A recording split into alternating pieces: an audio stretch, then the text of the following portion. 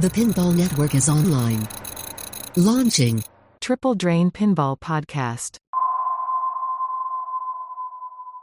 All right, we are here. We are here November 1st. We're recording November 1st, so happy late Halloween or happy, I don't know, the day after Halloween? I don't know what I'm supposed to say, but hopefully everybody had a great Halloween. As a dentist, Tom, do you guys like Halloween? A lot of candy, a lot of clients, right? Or no? Yeah. Keep eating that candy. Yeah. Perfect. And Travis, did you dress up? Were you festive? Did you participate in Halloween in any capacity? I wore. Did you not see the picture? I wore my Triple Drain stuff. I went as a podcaster. That's what I went as. Got it. Yeah. No, I didn't mean to. I just happened to be wearing it. But yeah. I went with my kids. I took all their candy. I drank a lot of beer, walking around in circles around the neighborhood. So I was happy. Perfect. Happy Halloween. Yeah. Did you use a golf cart? Nope. For yours? Nope. We used our legs. We walked. Okay. And silently judged the people that did use the golf cart. Because the kids got to burn off that energy. They got to run up and down. They got to, that's what it's all about. But no, it was great. Maybe I'll put it in post. Maybe I won't. My son went as a washing machine, which I was so proud of him for doing it. How do you come up with that idea? Yeah. So my wife had these ideas of like family costumes, like, oh, we could all be cats. And I was not into that. So we were in the. What were you like? We're going to be like the brave little toaster. We were driving down the road. We're in the van, and I was like, "What's a ridiculous costume?" And I knew all I had to do was convince one of my kids, that. And the idea of a washing machine popped in my head. I said, "Calvin, you should be a washing machine." He's like, "What?" And I was like, "Yeah, then we can make it where it opens up, and they can put the candy inside." And he was like, "Yeah, let's do it." So he was pumped. My wife gave me a look. And that was like 2 months ago, but he remembered and he kept at it. He's like, "Dad, I'm going to be a washing machine. Dad, I'm going to be." So we did it. Paper mache, cardboard box, everything. I'll have to add a picture here in post. But it was awesome. It was awesome. It was an awesome little costume, and it got a lot of laughs. So it made me very happy. Nice. Cool. Good job. Yeah. You're a good dad. Good job, Joel. I'm hoping this is setting a precedence for ridiculously dumb costumes, moving forward. My daughter was Wednesday. She dressed up as Wednesday, which was funny because my son could not remember it. It's like, Calvin, it's the day of the week. It's the day of the week. What just died in your house? What was that? It sounded like our entire refrigerator fell over there. So Travis. My kids are on fall break also. They're upstairs with the dog. Apologies to everybody ahead of time. You're living my life today. Tom, did you anything for Halloween? Anything at all? I won this trophy. Oh, look at you. What? A little bobblehead. Look at that. Oh, that's a zombie Captain America. Yeah. Where'd you win that at? Player 2 in Appleton. Nice. Oh, does it say that on there? I can't tell on my screen. Okay, yeah, reading cool. is hard. I know. Well, it's pixelated, Joel. Yeah. Okay, I think that's enough of an intro. After the intro, Tom, I'm going to ask you more about it. Oh, okay. Great. Everybody's good? We're all good? I'm hitting the button. We're three guys who like to talk pinball, so we came up with a clever name. We're Joel and Travis Scott who talk pinball, and we call ourselves Triple Drain, Triple Drain, Triple Drain. We're Triple Drain. Triple Drain. Triple Drain. So, I have all these magnets. If anybody wants one. Yeah. Joel gave me like 100 of these. I have Expo 100 swag. left. If you saw any of us at Expo, first off, thank you. Thank you for saying hi. Thank you for everything. If you saw me, you were probably handed a piece of swag, some magnet, some koozie, something. Yeah, where's our magnets? I gave Tom and Travis You gave magnets. us 25 of them. Yeah, and Tom gave them all away. It was great. He gave them no all joke. I actually no joke. have a few. At our booth, I set out a bunch of these. And it's still wrapped. Well, okay, not this exact one. I'm saying. You mean you got more than I did? Because I only got one pack. Well, Joel just keeps like throwing stuff at me. This was from last May. From a little while ago. So he gave me another one, and I set them all out, and they were gone within like 5 minutes. So either people really liked the magnet, or somebody really hated us and just trashed all of them. One or the other. I don't know. Either way, they were gone. Yeah, I found it's typically a lot easier to give stuff away when you open it out of the package first, or have it with you, because I'm assuming that bundle of 25 in your hand was sitting there all of Expo. Well, I'm just saving this for a special occasion. That's fine. Yeah. Well, thank you, Tom, for giving away our swag. Thank you to all of our Patreon supporters who funded that swag. So thank you for the support. We will continue to do that, hopefully at shows or whatever, have stuff we can give away. So if you ever see us at a show, please come say hi. Tell us you like the show. Even if you don't like the show, if you want a magnet to throw it away, I don't care. But thanks for if you don't like the show, make sure you come up to us and tell us. Yes, please. Especially Travis. I love that. I think I can speak for all three of us, but the nicest people that the three of us all had a chance to meet happened to be Elizabeth Giesche's parents.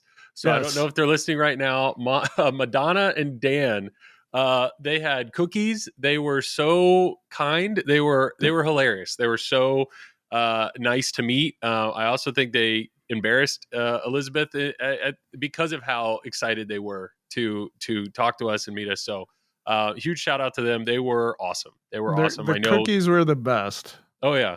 They tracked all three of us down. It saved part of my tournament life. So yes. Yeah. Since I didn't have any food. No, they were super nice too.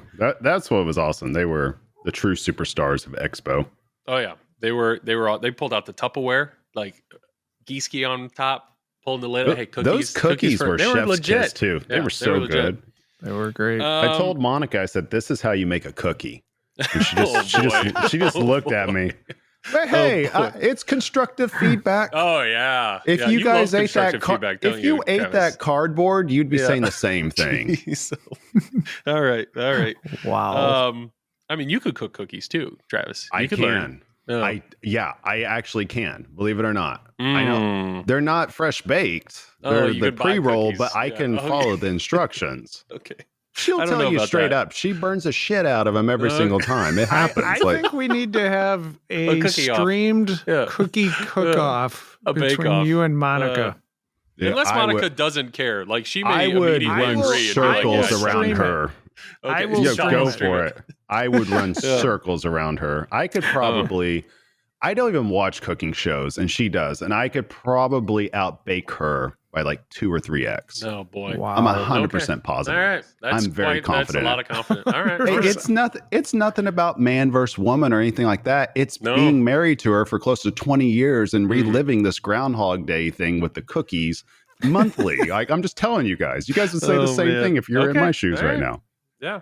Love you, Monica. There's only one way we'll I'm know. not sleeping on the couch tonight. We either need to stream it or next show, both of you bake something and we'll do a blind taste test. I will happily do whatever. If it involves cookies, I'm assuming, Tom, you're in the same way. I'll be at IAPA if they're both there. So, I mean, I am so confident. I could go across the country, and bake these in a hotel room. Bake pre-roll. You're bragging about breaking. Yeah, so you can cut them. Well, yeah. I mean, I have a little help along the way, but, I'm being realistic about what my talent level is at this, but yet I'm still confident in it. So that's the key to life right there, guys. Travis is very confident. You got to be very confident, but realistic. Like it's the same way, Joel, when you were comparing your pinball talent level to Monica and kicking her ass at Cleepin a couple of years ago. This is what I'm comparing to. Yeah. Is Monica good at anything, really? I mean, she can't bake cookies.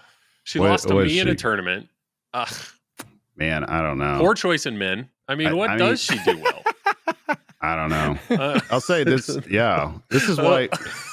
No, I heard that, Joel. I'm just ignoring that. I think this is why Tom. I tell Tom all the time, I'm a trophy husband.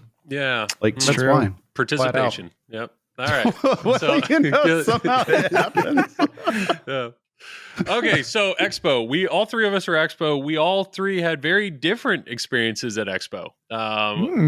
Travis was locked down to a booth. Tom was locked down to a large tournament room, and I was walking around with my brother all over, just trying to just having do what fun. We can do. I choose. I don't know about you guys, but I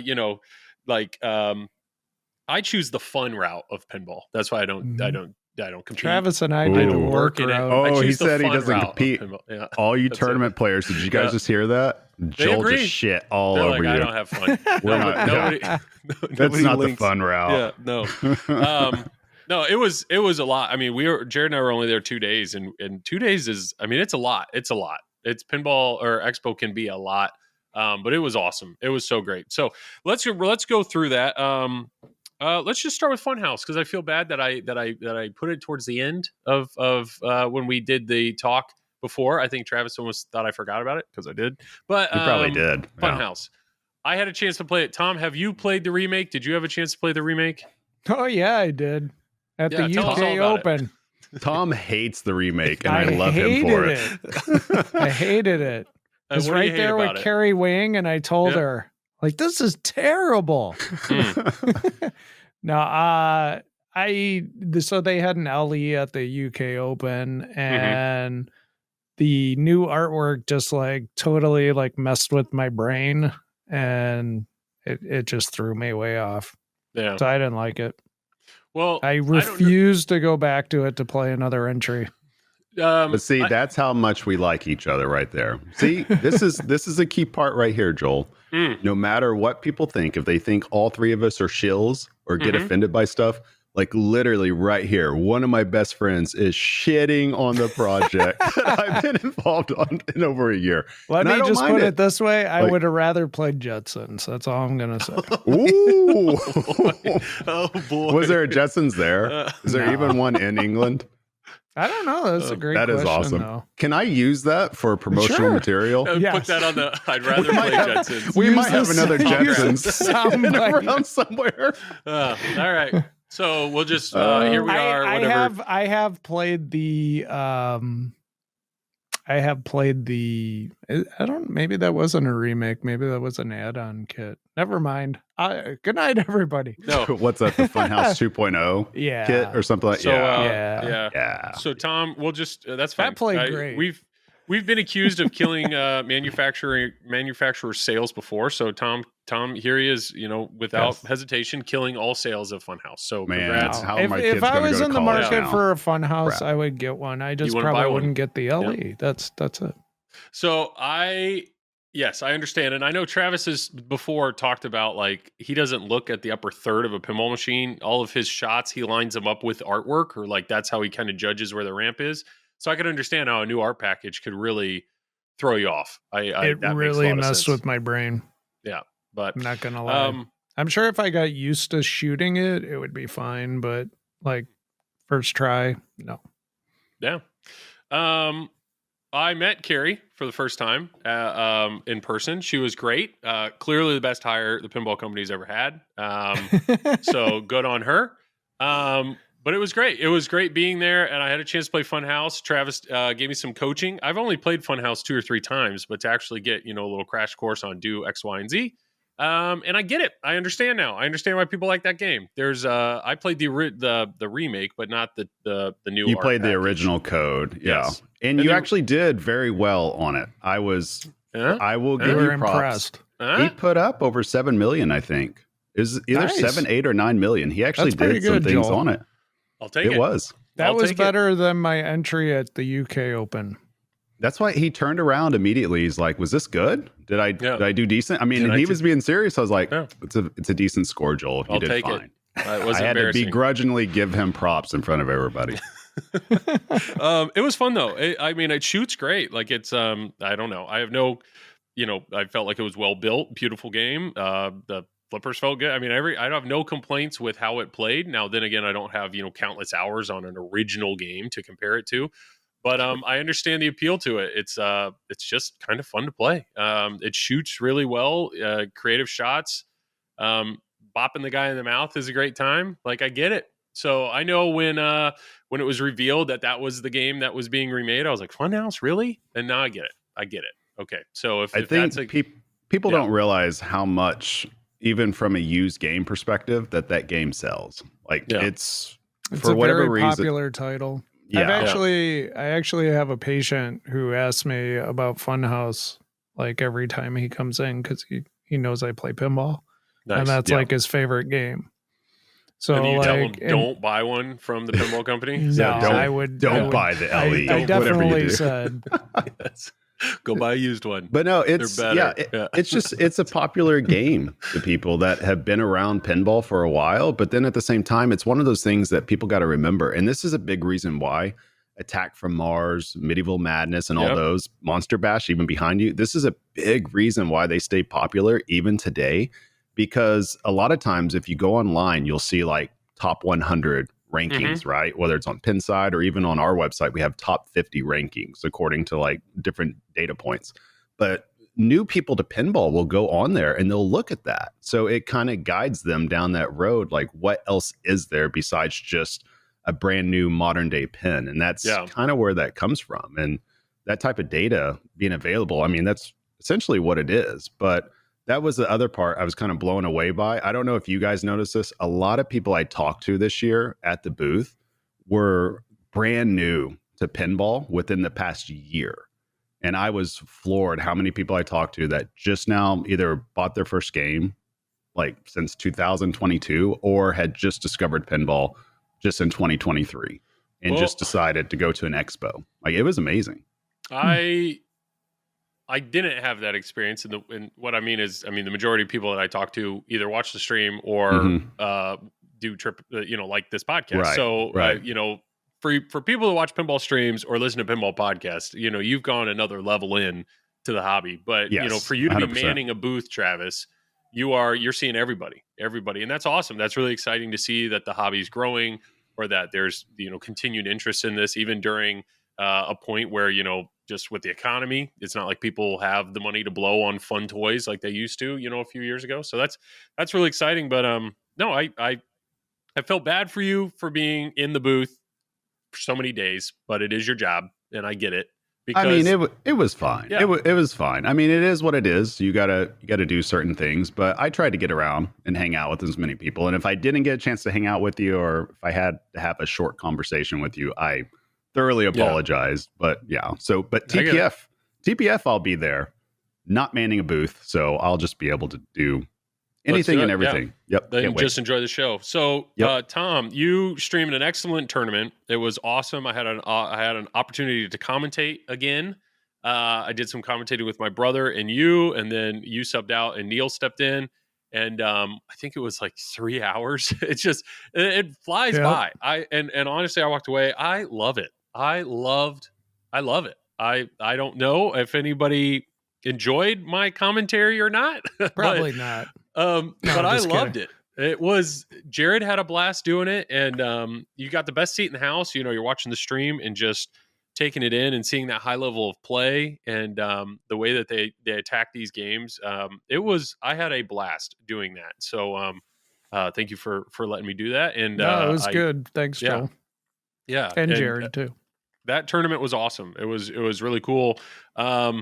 Did you, when you did have an opportunity to step away, Funhouse check. What other games did you have an opportunity to play at Expo with your little time off? I guess we'll get into this a little later, but so Travis and I went to Stern to play Metallica. True. And then so I got one game on Metallica. Well, we'll just do it now. That's fine. We can okay. If you want. So I was not there. There was a Stern media invite. This was Thursday morning. Just media people were invited to it. Unfortunately, I was not going to get to Expo till Friday, but Travis and Tom, the two of you, had a chance to go. So you go ahead and tell me once all they about found it. out Joel wasn't there, they're like, they were. you guys got to leave.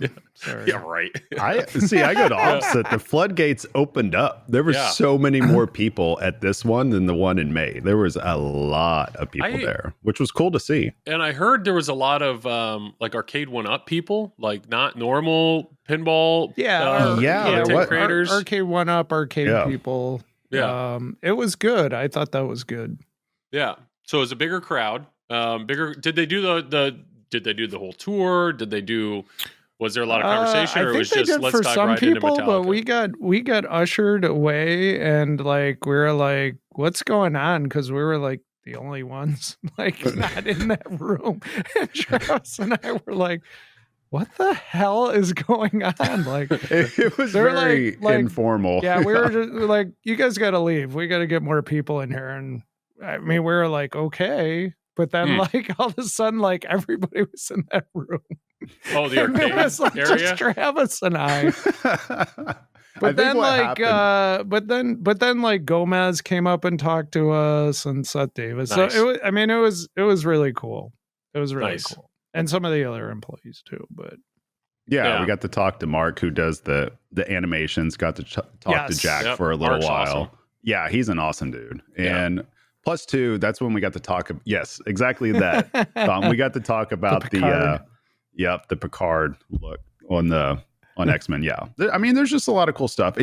You don't realize, especially if you haven't ever been to the Stern factory before, just how massive the operation truly is, and how much goes into just producing these games, from the ideation of it, the conceptualization of it, to just actually getting it to market, and then the continued live support afterwards. It's a large undertaking. It really is.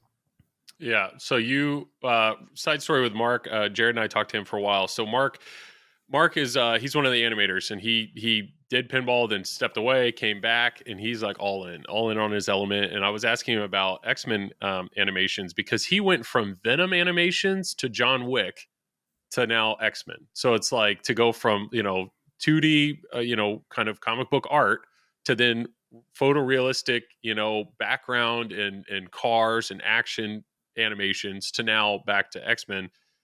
Huge comic book fan, and he's like, we're doing these storyboards about this is the panel and this, and somebody's like, well, the shot goes from left to right, so we'll have Nightcrawler like do this to move over here, and he's like, no, that's not how Nightcrawler teleports. Like, it's a poof, it's a here and then a there. There's no movement, and it's like, so to get these like people sharing their experiences from the comic books, from these years of enjoying the product, and then get to draw it, and he said the direction they have is Zombie Eddie has essentially established the characters or the character drawings, and then as animators, they are trying to match what Zombie Eddie has done. So it was awesome. It was really cool talking to him when he was there. But anyway, so you guys are at Stern, Metallica, and just to reiterate, Tom, you've said before you're done with New in Box, you're done with LE. Done. It's just don't no do more it. LEs. Yeah. So you bought an And LE. then Metallica came out. I'm like, shit. Yeah.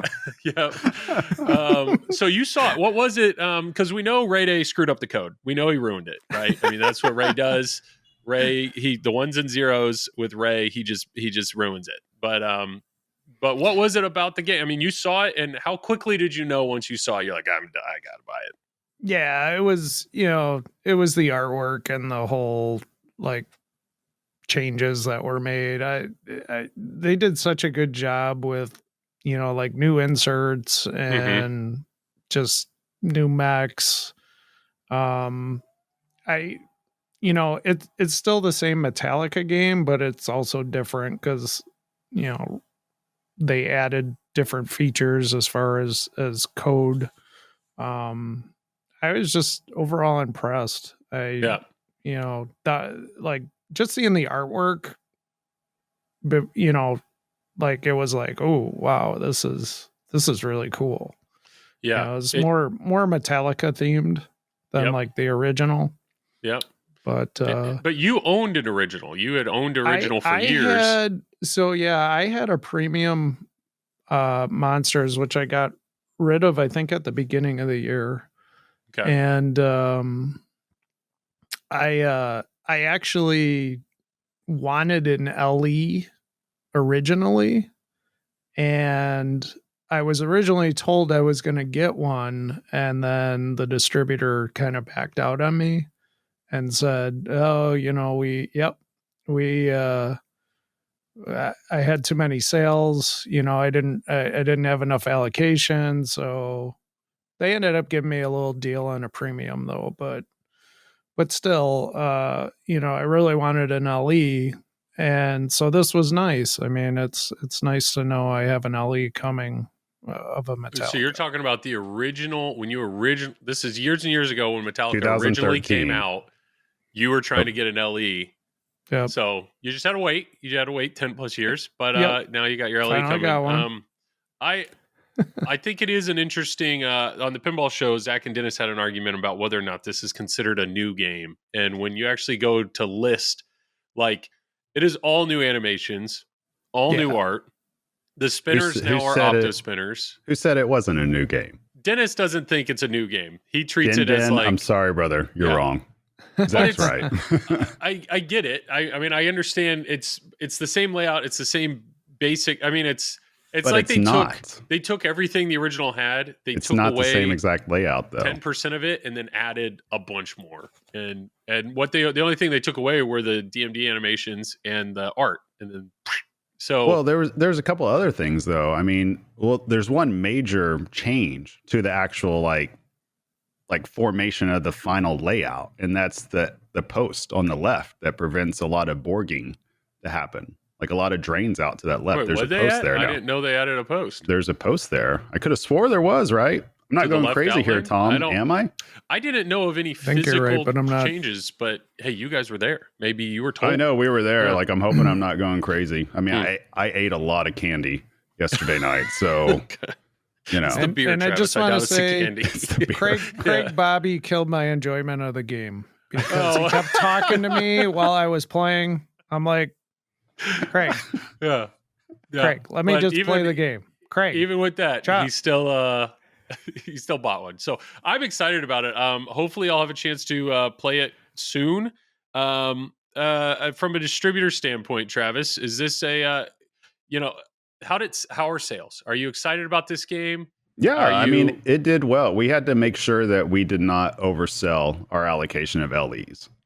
On it. And I mean, so one of the things about this is that's for a variety of reasons. I remember when the webinar was happening, I texted you guys immediately. I was just like, this is going to be enormous. Like, this will sell very quickly. Yeah. I mean, because you can just tell. You could tell the vibe of a pin. You could tell just the popularity of a certain theme. Obviously, Metallica's been popular for years in pinball. Only 500. Yeah, that's the key too. It's one of the things is you can drive a lot of desire for a certain product based off the number of units available. Mm-hmm. And when people feel like, wait, there may not be enough for me, and you get multiple people feeling like that, that's naturally what creates the FOMO. There's only one Tom Graf, and that's why he's in such high demand. Right. But it was funny though. Like, this game was unique because I've heard of some LEs still being available at the end of the week if people like really, really search for it. And that was even at MSRP. And then I've heard of other LEs that are repopping for 15 to 18,000 too. Which is crazy. I mean, and people just like Metallica. So you're going to see different dynamics of it and everything. But I just know seeing it at first on the webinar, and I think we were in Chicago when this came in. So I was already there.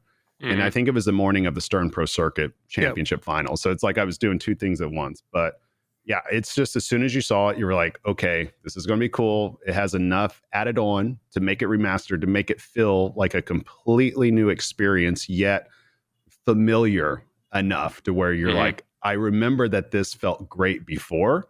And now it's just feeling great on steroids. It's essentially what the gameplay felt like to me once Tom and I got to play it at the factory. And I think even before the factory, I got to go to a dealer event the night before at Topgolf, and they had it set up there. And yeah, it was fantastic. Now, what I will say is, and this could be good or bad depending on how you look at it, the gameplay, it plays a lot longer, which for a lot of people, that could be great. And that's for a variety of reasons. I think one, because that post that's there on the left side, correct me if I'm wrong, somebody, I don't think it was there on the original Metallica, but I might be losing my mind. And then they have virtual ball saves on both sides that I think can be earned.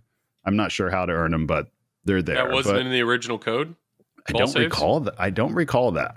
Freaking I don't recall that. But admittedly, I play Metallica like the original, like in competition. So I don't know if it's something's being turned off or not. Yeah, it could just be turned off, yeah. But the mechs felt good too. Like the snake never rejected on every copy that I played.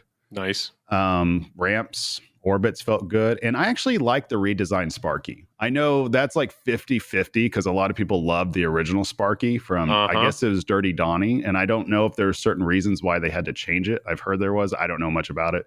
Yeah, I like the new Sparky too. Plus, you get the UV ink on it, so that's really cool. The new magnet in there, where you have the upgraded magnet, is really cool. And I like how they did the 5 lights in front, Yes. so you can see your progress towards it's it. a lot easier to tell progress now. Yep. Yeah. Even on Crank It Up, because of the LCD, and this is a good thing with the LCD, I like how they did this. You could tell where you're at on certain things immediately without having to like scroll through the info. Yeah. Even the so I did snake like shot that. felt better to me. And not only that, like it held the ball longer during like your multi-balls and stuff, which I like. So yeah, it was That's awesome, right? Yeah. So very cool. Talking to Ray Day, and this is credit to him, but I was like, so what did you do? You went to the original game, copy, paste, boom, done, right? And no was the answer. I mean, porting this game over to Spike 2, he said from a rules standpoint, a lot of the base rules, that is something you can essentially copy paste, but it's a whole new system. So all the light choreography, all of that had to be redone. Not to mention they added inserts. So it's like all the inserts now, with some of these, some of the light choreography, all of that has to be redone. Obviously the additional code, there's new modes. There's like a hurry up mode and some other mode. 72. Like an ultimate wizard seasons, mode or something. Seasons, sorry. But on the scoop on the right, instead of just Crank It Up, there's additional things over there.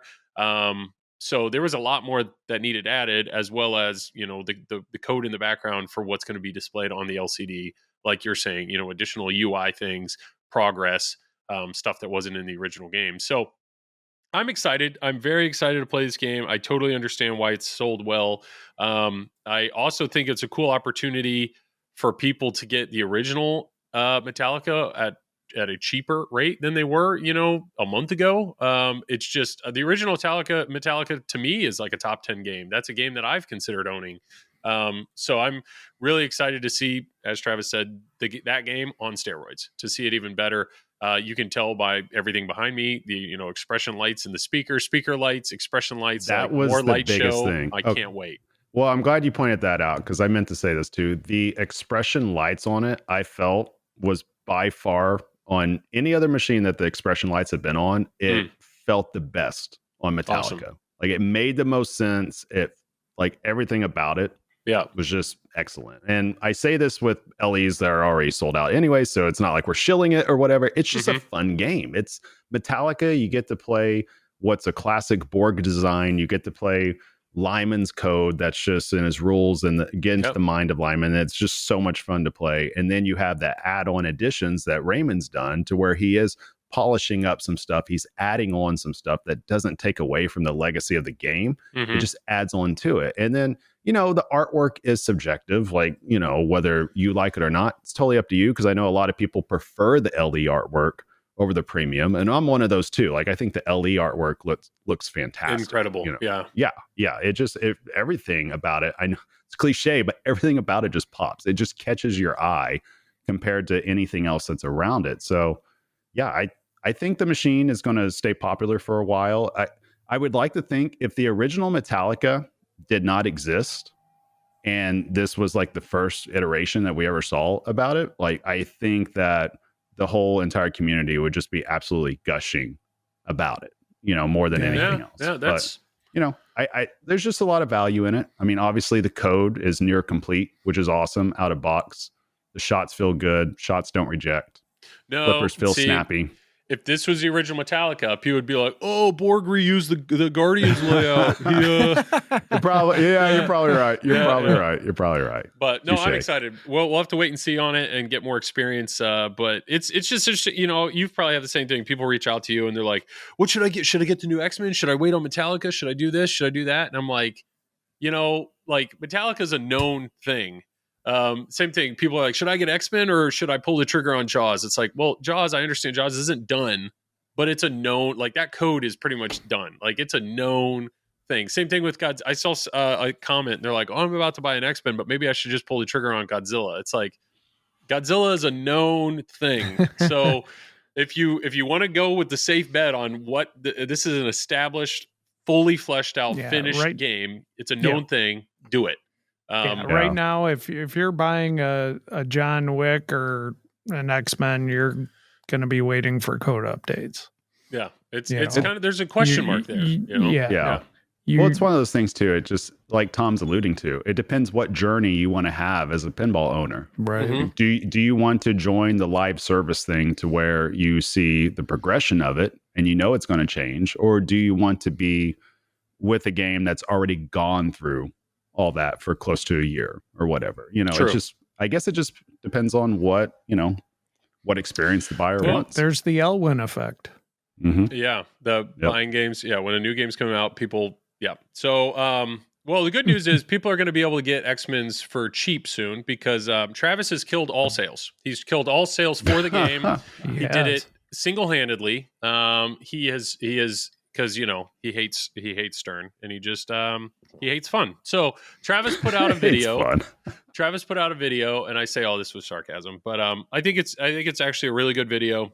And it shows a lot about the challenges of designing pinball in code, in early code, and having to think through so many different situations. But Travis on the pinball company's YouTube channel put out a launch party tutorial strat video for X-Men. He recorded it on a Pro, and you can summarize the video in really, really easily. When in doubt, you shoot midtown. You shoot the shot to the left of the Sentinel head. When in doubt, ramp out. When in doubt, ramp out. Now, what is interesting, though, I watched the video. Tom's done it. Even Carl D'Angelo, he's all made comments about trying to follow the strategy that Travis showed, which was on Travis's model, he could hit that shot, that middle shot. It's a middle ramp. It feeds the right flipper. He could hit that shot from either flipper, from a cradle, at speed. He could hit that shot all day. And the way that the code is currently established, you can progress through almost everything in the game, every mode, qualifying modes, every multi-ball. It's like most of it, not everything, but a large percentage. A lot of it you can get away with just hitting that shot over and over and over again. And so as of right now, well, that was 0.85. I don't know, or 0.86. They just released 0.87. I don't know if you've seen any changes, but as of right now, if you're in a launch party this week, next week, when in doubt, ramp out right in the middle. Just keep hitting that shot, and you're going to progress through the game. I don't know. What are your thoughts on that, Travis? What are you felt? What was it? Dirty? You felt that you felt? Yeah. Well, I mean, so yeah, to back up, to kind of tie this in with Expo too, because Expo was the first time I'd finally gotten to play an X-Men. Like both of you got to play it way before I did. Yeah. And so even then, you know, playing a few games on it, I was more or less trying to find shots, and the copies that I played on at both the dealers thing, at the Stern factory, and I don't think I got to play it at the show. I don't think I ever did. But even then, it was like, you know, sometimes some of the shots worked as you thought that they should. Other times the ball was flying off wire forms. It was just very setup dependent, just like we were talking about. Mm-hmm. And so even the game that I set up for at our studio, it's like we did nothing to it at all. We just set it up, and all I did is just find the pitch and say, okay, I think I'm just going to go with this. We'll see what happens. And, you know, for the most part, center ramp, midtown ramp works from both flippers. Now, if you get flipper fade, you have to hit the shot solid or it's going to just fall right back. I mean, and that's typical. But I don't know. I mean, overall, the game, the code is what it is early on. I think really what happens is that I got lucky in figuring this out early on, because one of the ways that I try to discover code is I try to compare it to what the shots feel like. So what shot is repeatable, and then what things in the code apply to that shot. So that's what I do. And then I just keep building out my model from there. And what happened with this is I discovered, okay, you can qualify your missions here. Like, all right, now how's the mission play? Well, okay, here's the missions that actually work with this shot. And it just happened to be two of the challenging missions that worked the best, that were worth more points at the time with the code. And then I discovered, okay, wait, I can actually get an extra ball also if I hit this shot, just because you qualify the extra ball, or you get it, you collect it at the right in lane. And then from there, I just realized, wait, I can keep leveling up the Beast Lab, which is the mystery awards and stuff like that. So, I mean, that's just part of it. That's part of discovery in pinball, is that you get ideas and you think about what is possible, and then you test the ideas against like whatever you have in front of you. And it just happened to be like, wait, I'm trying to hit all these other shots I'm getting like maybe 50 to 80 million if I play really, really well. But then I'm realizing, wait, even if I do that, all the points are on the back, right? On the back end of it. So I'm like, okay, what can I do early on that's simple, that anybody could pretty much do? At least they know how to do it. Anybody could do early on. And that's kind of the goal with those videos, is to figure that out. And it just happens to be, it just lined up. That's all it is. So, I mean, I think every new game, you competitive players, you're at just a different level. And almost every new release, there's typically an exploit of some kind found relatively quick.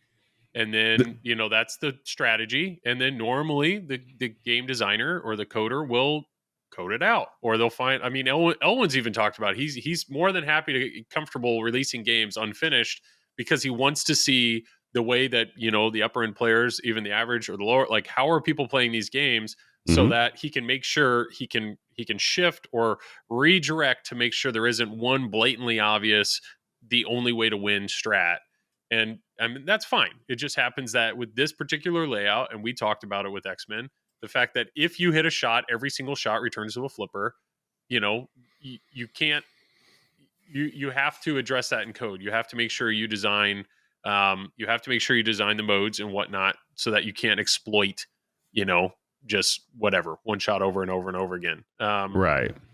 And so it's early. It's still very early in the code. It's one thing. Gomez said this game was pushed ahead, 6 months in the schedule. So I have no doubt that they will hopefully adapt that in some way. Maybe you just once, when you get to the future, it's like, once you hit that shot, you can't hit that shot again until you hit another shot. There's a lot of little things they could do. Yeah, and there's so much more that you could do. I think it boils down, and I always go back to this. It boils down to game theory, right? And so with game theory, I always believe, and there's a saying, that the behavior a game rewards is the behavior it encourages. So if I know I can hit a shot over and over and over again, and it's safe and it's worth enough, compared to anything else, I'll do that. Now, obviously, if there's something else that seems safer or worth more, even with the risk, then we'll do that. And Tom and I talk about this all the time, and I'm sure other tournament players discuss this with each other. It all comes down to just game theory. What's safe? What's efficient? What can I be most accurate with and get the most points on? And that's kind of the way we view it. And when you're doing a launch party video, the very nature of a launch party, it's a tournament. The very nature of tournament is scoring the most points to win. And that just happens to be what it is. Now, if we're just wanting to explore the game and see what's going on, there's probably other ideas in it now that can lead to points, especially with the danger room. I've noticed with the newest code update that just came out yesterday, I went and tested some things, and there is some extra scoring in there now. It just depends if you want to take the risk or not. And that's the key to pinball, is creating risk reward. And I think it'll be there either way. I've gotten to where I don't judge code super early. Like, I just look at it, I'm like, okay, how is this? What can change? Is what it's it the is. same. It's the same way we talked about Avatar, right? We were going through all of it and we were trying to figure out what it was. When you were explaining to us, it's like, well, why not just do that? It's like, you come up with ideas and you just test and you just see them. That's the fun part of it. Every game plays different. So, Tom, you have played, I think it was Lumberjack Johnny's that had the LE, and then now you have a Pro in your house. What's your overall experience now that you've played two completely different models? Or, what's your initial thoughts on putting time on X-Men? I like the Pro better. I said this the last podcast, I just don't like how the game screws with you in the premium and LE. You get on, you hit a shot and then the ramp breaks and then your ball goes out of control, or like you hit a shot and like that finger stops the ball and then it launches it. Maybe it's me being a tournament player. I just don't feel like I should be penalized for hitting a shot. Now I got a question for you, Tom, just on that, because I don't know enough about the premium. Do you know what triggers that or when that happens? Is it during a mode, or is it just once you qualify the Sentinel head, then the Sentinel's ready to attack? Okay. Is that thematically that's what it is? Carl mentioned this in one of our chats, that he like is avoiding the Sentinel head as much as you can, because once that raises up, that next shot that's going to go over the left hand, it's going to break the wire form.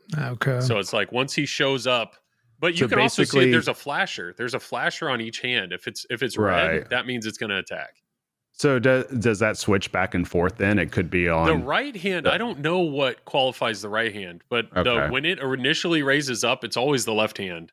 So it basically just nullifies the midtown shot, which is a center ramp, and the subway shot, which is kind of like the hidden right ramp that's behind the sentinel head. And what's dumb is it's not well, not dumb. That's the game, but it's for a time. So it's like it's your fault for hitting the shot. It warned you like the hand's red, don't hit the shot. But what's funny is you can hit the shot, the midtown shot, it'll break the wire form.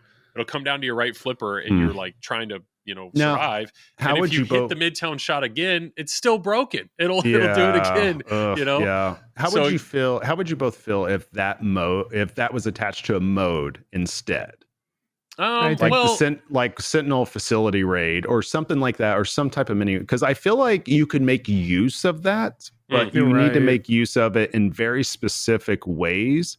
Kind of like the original X-Men, where like you'd start the Iceman mode and then like the ramp would move, or a certain mode Would that make you feel a little bit more better about it, Tom? Like, would you be like, okay, I think it brings up another question though, that it's like you don't want your mech to be hidden behind code, and so that's something where like I know my wife, when she played X-Men and the finger stopped the ball and flicked it back, that was like a moment for her. She's like, oh, that's cool. Like she like that stood out to her, like, oh wow, like that's neat. And so if all of a sudden you've hidden, the hand functionality behind a mode, there'll be novice players that'll never get to that mode. I won't lie, Joel. When I was playing the premium, that damn hand on that wire form like broke away, and the ball went right down the middle, like 4 times in the same game.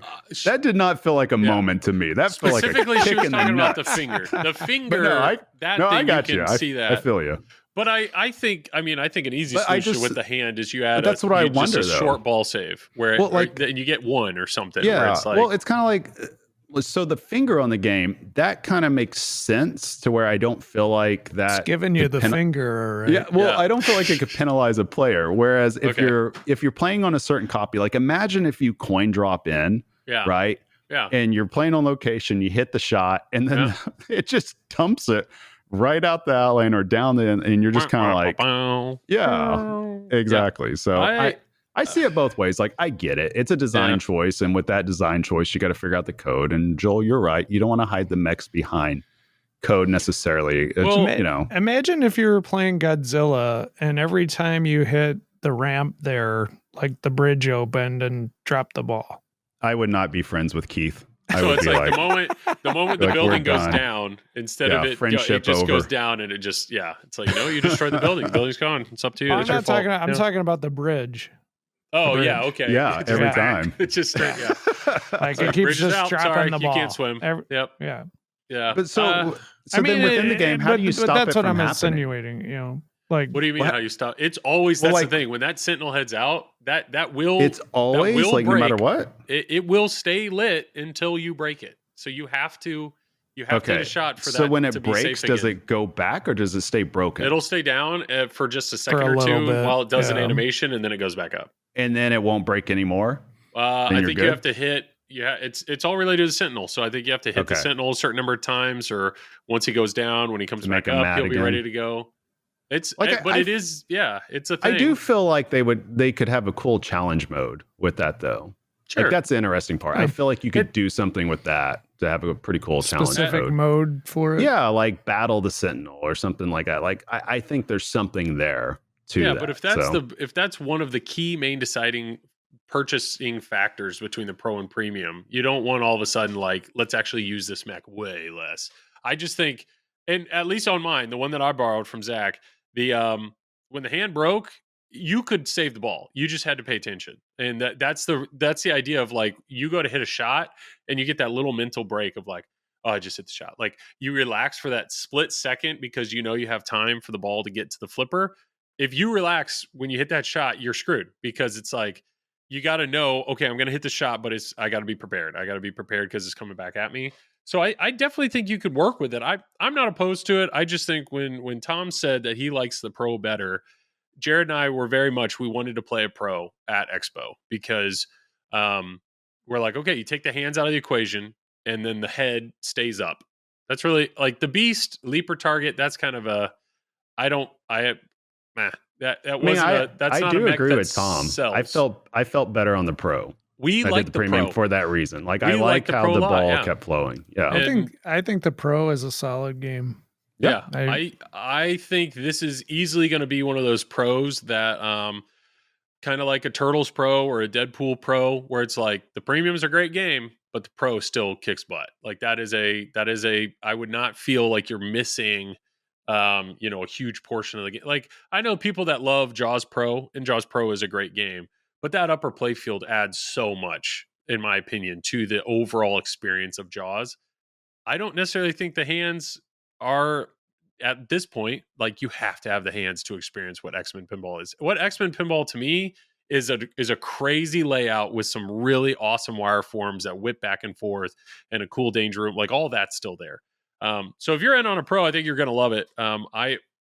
If I was to buy an X-Men right now, I'd probably buy a Pro. I really like it. The only thing I like better, I'm not an LE buyer. The only thing I like better about the premium, honestly, is the art. I just think the cabinet art on the premium is better than the Pro. But the LE art is fantastic. Really good. And the foil, the foil side art is just like, oh yeah. Chef's kiss. To me, Stern, if you want to force people to buy premiums, expression lighting, put expression lighting in every game. Like that, to me, I'd be a sucker. If X-Men, only X-Men Premium and LE had expression lighting, but the Pro didn't, I don't think I'd ever buy a Pro. I'm that much of a sucker for lighting. But that's just me. So you're getting your John Wick pretty soon? I'm still waiting for my John Wick Pro expression lights. Well, hopefully they make those. Did you order them? I hope so. Hope so. Yeah. Okay, so X-Men check. I think Stern in general check. Two amazing games. They had a huge booth. I mean, Expo. The line to play Metallica, they only had 2 or 3 there. I never had a chance to play it because the line was so long. Somebody told me they waited 3.5 hours to play what? To play X-Men. To play Metallica. Or sorry, Metallica. Yeah. Wow. X-Men. They had so many X-Men's there. You could play all the different models. But I mean, a lot of people I talked to really were impressed by X-Men when they played it. So I mean, Stern did what Stern does. They were great. I went over there a couple of times just to I'm gonna go warm up on a game. There wasn't a free game. Everything was packed. Yep. I mean, it's crazy. There's a lot of people at Expo this year. A lot. Yeah. Okay, Stern check. We talked about Funhouse. Let's talk about so Avatar. I've played the heck out of Avatar, streamed it, had a great time with it. Tom, you had played one before Expo, right? Or no? Yes, I streamed it. That's right. Yeah, Lumberjack Johnny's had it. I beat your score. I don't doubt that at all. Travis had his first experience with Avatar. Initial thoughts. What did you think of Avatar? I sent you the video of me playing it. Yep. And you loved it. Yeah.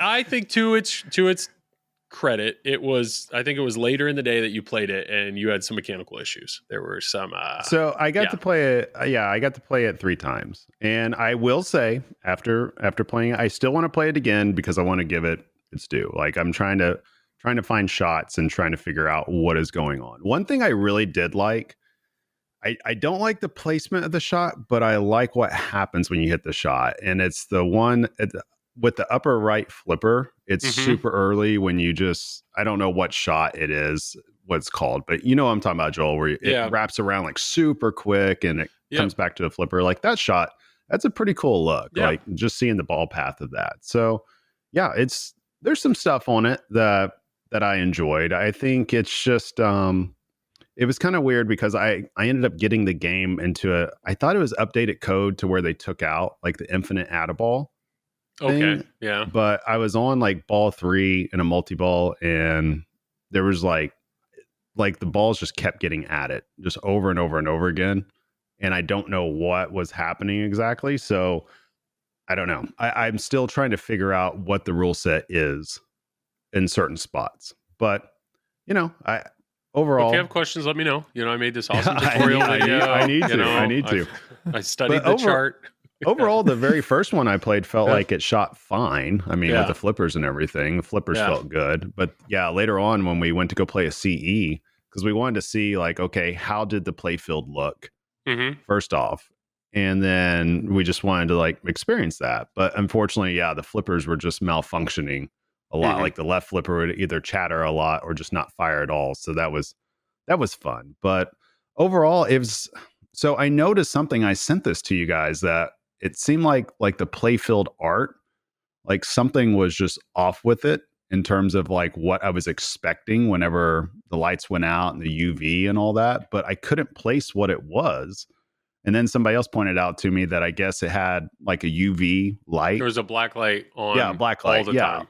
Up above. Yeah. And then I still wasn't quite sure what was going on. So I went to like the Pinside thread just to see like if anybody else knows it. And sure as shit, like apparently, I guess something was changed from what I don't know what it was. I still don't know what it was. Do you guys know what I'm talking about? No, I don't. I did not read the thread. I don't know. It's like I was expecting like the red to look like a little bit more red, I guess, and just the way that the UV was, but I'm still not quite sure. Like I don't know if it was something with the playfield or just I didn't something see with the that lighting one. or what it was. I saw the one at JJP when they did the media day, but they were using UV flashlights, to point directly at the areas. And I just think the biggest challenge that I see with that playfield is the art's there, but the art is very small and detailed, and they just don't have that many UV lights above the playfield. Yeah, so when that might be what it was. Yeah. When that kicks on, so if they had a UV light above it that was on all the time, then you're just seeing the art. The art's never going to change because you're just seeing it all the time. If you don't have that, and then you're relying on the UV lights that are built into the game, you really have to have a dark room to see an impact. So if there's some aftermarket mod maker, Pin Stadium or Pin Lights or somebody that makes a set that can trigger when the eclipse happens, I think they're going to sell a ton, because I think it just needs more UV light. The ink's there, it's printed. It's just, it needs the light to see it. But yeah, I did not play Avatar at all when I was there. Obviously I streamed it, so I was not going to wait in line for it, but I did hear positive. I mean, there were people that played it and I think are surprised. That's a layout. That's a very unique layout, a unique shooter. So I still think the overall perception of the game was positive coming away from that. I talked to Mark Seiden when he was there, and he had a lot of people say the same thing, come up to him and congratulate him or say how excited they were about that. So, cool. So JJP, check. Well, I want to play it again.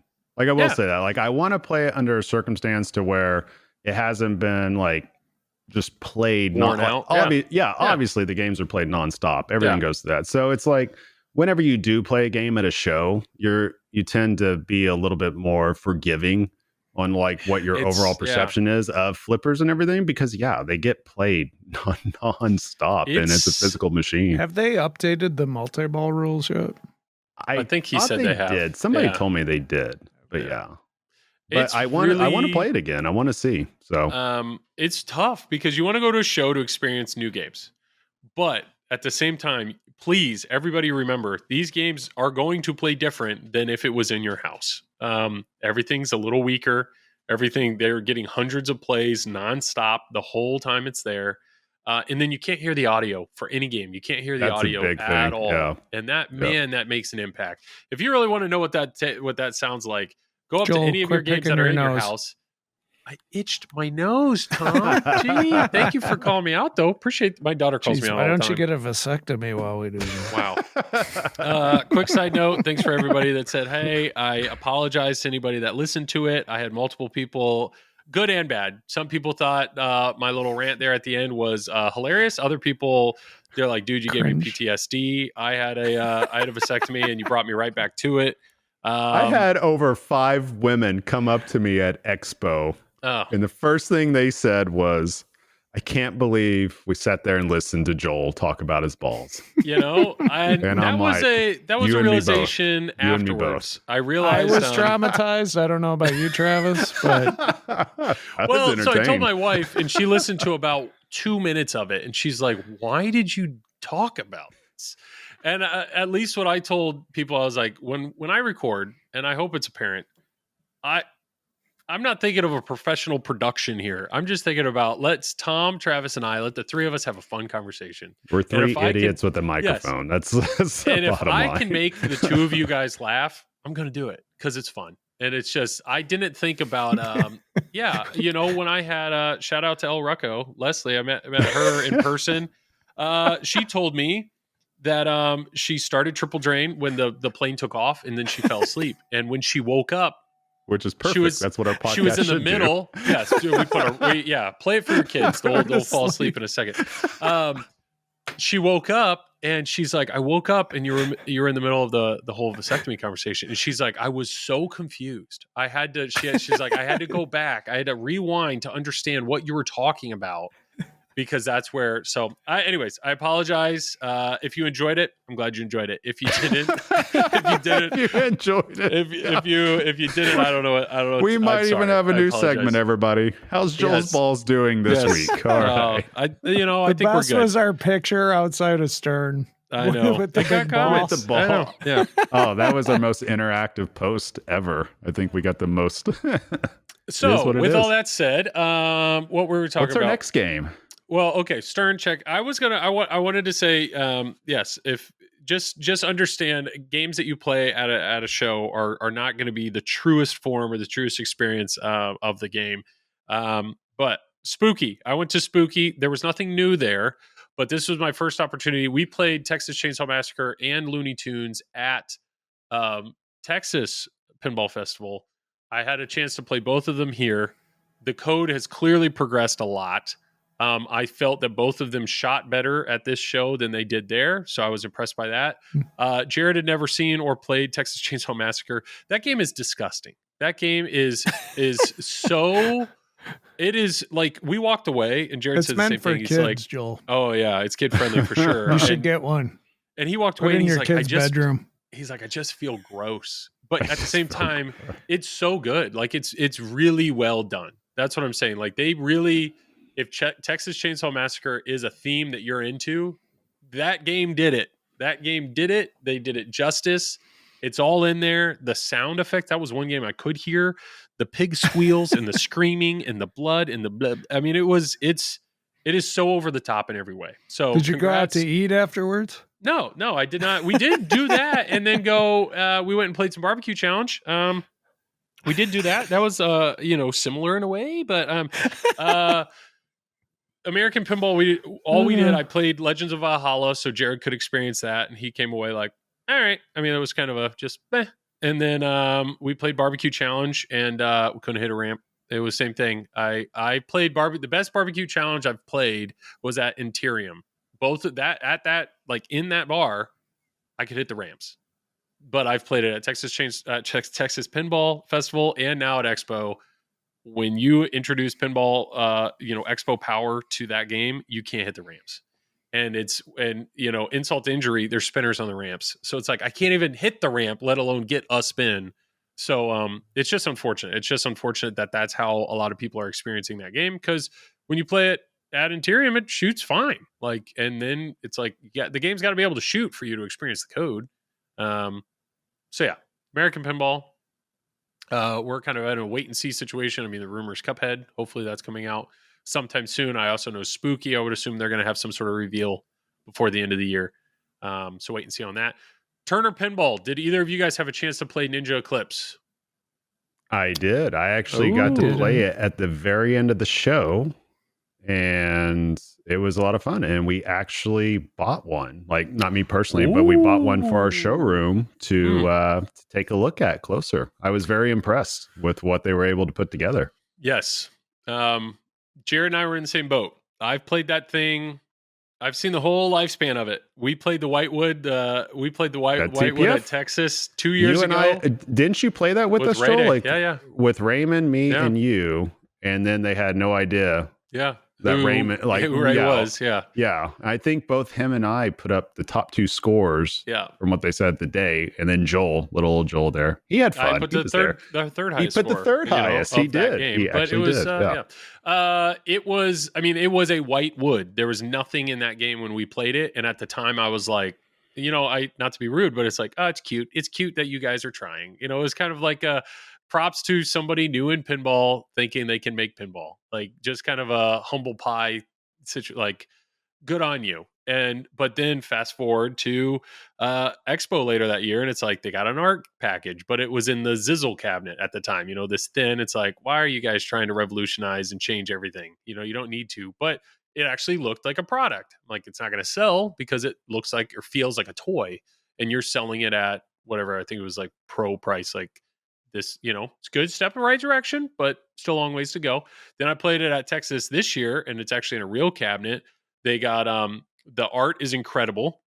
They did a really good job on that. It's actually a fleshed out game, but it still had some geometry issues. Like there was that side ramp, I could not hit it. But it was like, wow, okay, they're still chugging away on it. They haven't given up on this project. They're still cruising right along. And then I played it here, and it's like, this actually shoots well. The art's there. They've added more to the code. There's good light effects. Like, they are really, these are the 4 games were there, customers took home. Like, they're building these games. And I talked to Chris Turner, the head guy there, and I was like, do you mind taking off the glass? I want to show Jared what that looks like. The way that glass is in the frame, built into, they have like essentially the LED lights built into that, which are now coded into the game. Cool lighting. One of the modes was like a stormy ship kind of mode, and like the lights are like flickering like lightning. I mean, it was really impressive what's in this game. And then they take the frame off, and then he lift up the play field and showed what they did there. And they're huge PCBs.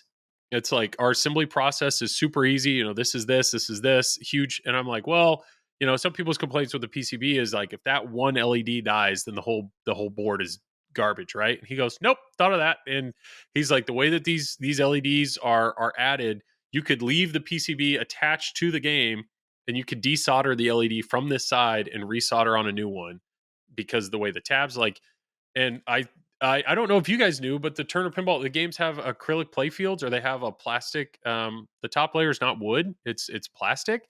So all of a sudden, all the negative stuff about haggis that I've heard, I'm like, well, how did you address this? If you over tighten, won't they crack? He goes, nope. The haggis, they used acrylic, while we use polycarbonate. I could be wrong. Maybe those are swapped. But he's like, ours will never. It won't crack. It will only bend. I'm like, okay, well, what about delamination? He's like, well, we tested a whole bunch of this, and even with hot and cold, the way that we've designed it, it won't delaminate like they did. I'm like, well, okay, are you using standardized mechs? Because I know Haggis had to use specialized mechs. He goes, every mech in this game was bought by Pinball Life. He's like, you just have to use the right. So it's like, every question I had of potentially, it's like, they're actually learning. They're learning from the failures of others. They're taking criticism. They're listening to the community. So if people bought one, I don't blame you. I mean, to me, it's still a question mark. It's an unknown thing. If I had that money, I'd rather buy a Stern Pro. Chill, right? But it's just confidence in that. But to see what they're doing, yeah, it's like, I'm proud of them. I'm proud of them for toughing it out and really putting in all this energy and effort to really make an awesome product. I'm curious to see, Travis, what you guys at the pinball company see out of this machine. But some of the the technological advancements they've built into this game are heads like, wow, that's impressive. Well, that was one of the things too, getting to play it. And Tom, you said you didn't get a chance to play it. I didn't get a chance to play a lot of games because I was stuck streaming the tournament. Darn. But yeah, so I got my chance to play at the very, very end of the show. Like, games were turned off. We came over there, and Dom and Carrie, who are part of the group that I'm with, they had already played it, and they were just gushing about it. Yeah. Right. So I was like, well, I played the Whitewood. I haven't seen it in a long time. I haven't played it in 2 years. And so I wanted to come over and check it out. And I remember when we saw it, I guess I forgot what show it was, Joel, that we saw it last time, that some things had changed on it. And I remember that the feedback on that wasn't great. So I know that they changed some additional things on it, but I didn't get a chance to play it then. I just got a chance to look at it. But yeah, here they fired the game back up and I got to play one ball and it was just, the shots felt good. The flippers felt good. That was the biggest thing. The flippers felt good. And, I knew what to shoot too. Like the playfield did a very good job at letting me know, okay, here's the shot that you hit now. And I thought it was really cool, the scoops, firing the ball back and forth. And now they've added a target up top to where you have to lift up your flipper. If I remember this correctly, I think you have to lift up your flipper and it could hit that target too. And that's after the ball goes from like an out lane to a scoop to another scoop and then firing back. So yeah, there was some cool stuff to it. And I'm interested to look at that machine closer. And I think that's one of the reasons why we got it, because there's some ideas there that I think could take hold. And I'm curious to see where they go with the ideas that they have and with what they have at their disposal for the next project as well. Yeah, I definitely think so. Talking to that, there's some technology that they have built into their machine that I think they would love to license out. I think that's the idea that, we're showing how this works. So if we could license this to a manufacturer, that would be awesome. Which is good on them, good on them if they think that they've designed something that others could use or grow or learn from. But honestly, I'm nothing against whoever designed the layout of this game. But I think if they brought in, an established pinball designer of somebody to help design their next game, I know they're artists, and I feel so bad because I think it's I can't remember the guy's name, and I don't want to say the wrong one. But the artist that is currently there, I apologize once again. I think they've hired him full time, or like he's exclusive to them now, and so they got a great artist. But if you can get somebody, an established pinball designer that's available, and bring them in, so that the buyer base has that confidence of this is a guy. I don't know. I see good potential there, but I think I saw in Nap Arcade that I think they have to build 100 games and they're all sold. So they've technically sold them out. So this is the hard part of pinball, right? Actually making them. So we'll have to see how well or how successful they are at making those. And I definitely think 6 months from now, a year from now, I'll be curious to see what's coming out next for them or where they're at. Barrels of Fun was not there. There were labyrinths there. They were being played. I know they're still chugging along on their games. CGC was there kind of. They the only thing they really revealed kind of was on Pinside and some leaked photos from the CGC tour. They showed the Cactus Canyon add-ons, what the mechanical add-ons are going to be in that game. So at this point, it is going to be a motorized saloon door in front of Bart, and then there's an opto spinner. Not an opto spinner, it's another type of spinner, but it spins well. It's the same spinner that's used in Pulp. A holofax spinner or something. But anyways, it goes to the marksman shot. So it's the shot directly to the right of Bart. So they're adding a spinner and they're adding a new light to indicate how many locks you have for the mine. So, some simple mechs there, but then not simple, but some, smaller mechs that I think will add a lot to the game. Was that at Expo or just online? Okay. What was at Expo? Well, it was in the CGC tour. So there were people that saw it and had a chance to I think even Neil McRae played it with the mechs in the game. Right. And then there's pictures on Pinside where they've shared some of the new modes and stuff that are going to be in the game. But what was actually at Expo? Pulp was there, and I think Cactus Canyon and a few. I mean, it was just. Yeah, nothing crazy. So, Pulp Fiction LEs are being made. That's new news. They are being made. Finally. November 1st, 2024. They are being made. I think they're still... I think everything's there but the topper, but they may be shipping the topper separately. I don't know, but they are being made. They are being made. They're moving ahead. So it's just a matter of time, Tom. Just a matter of time. All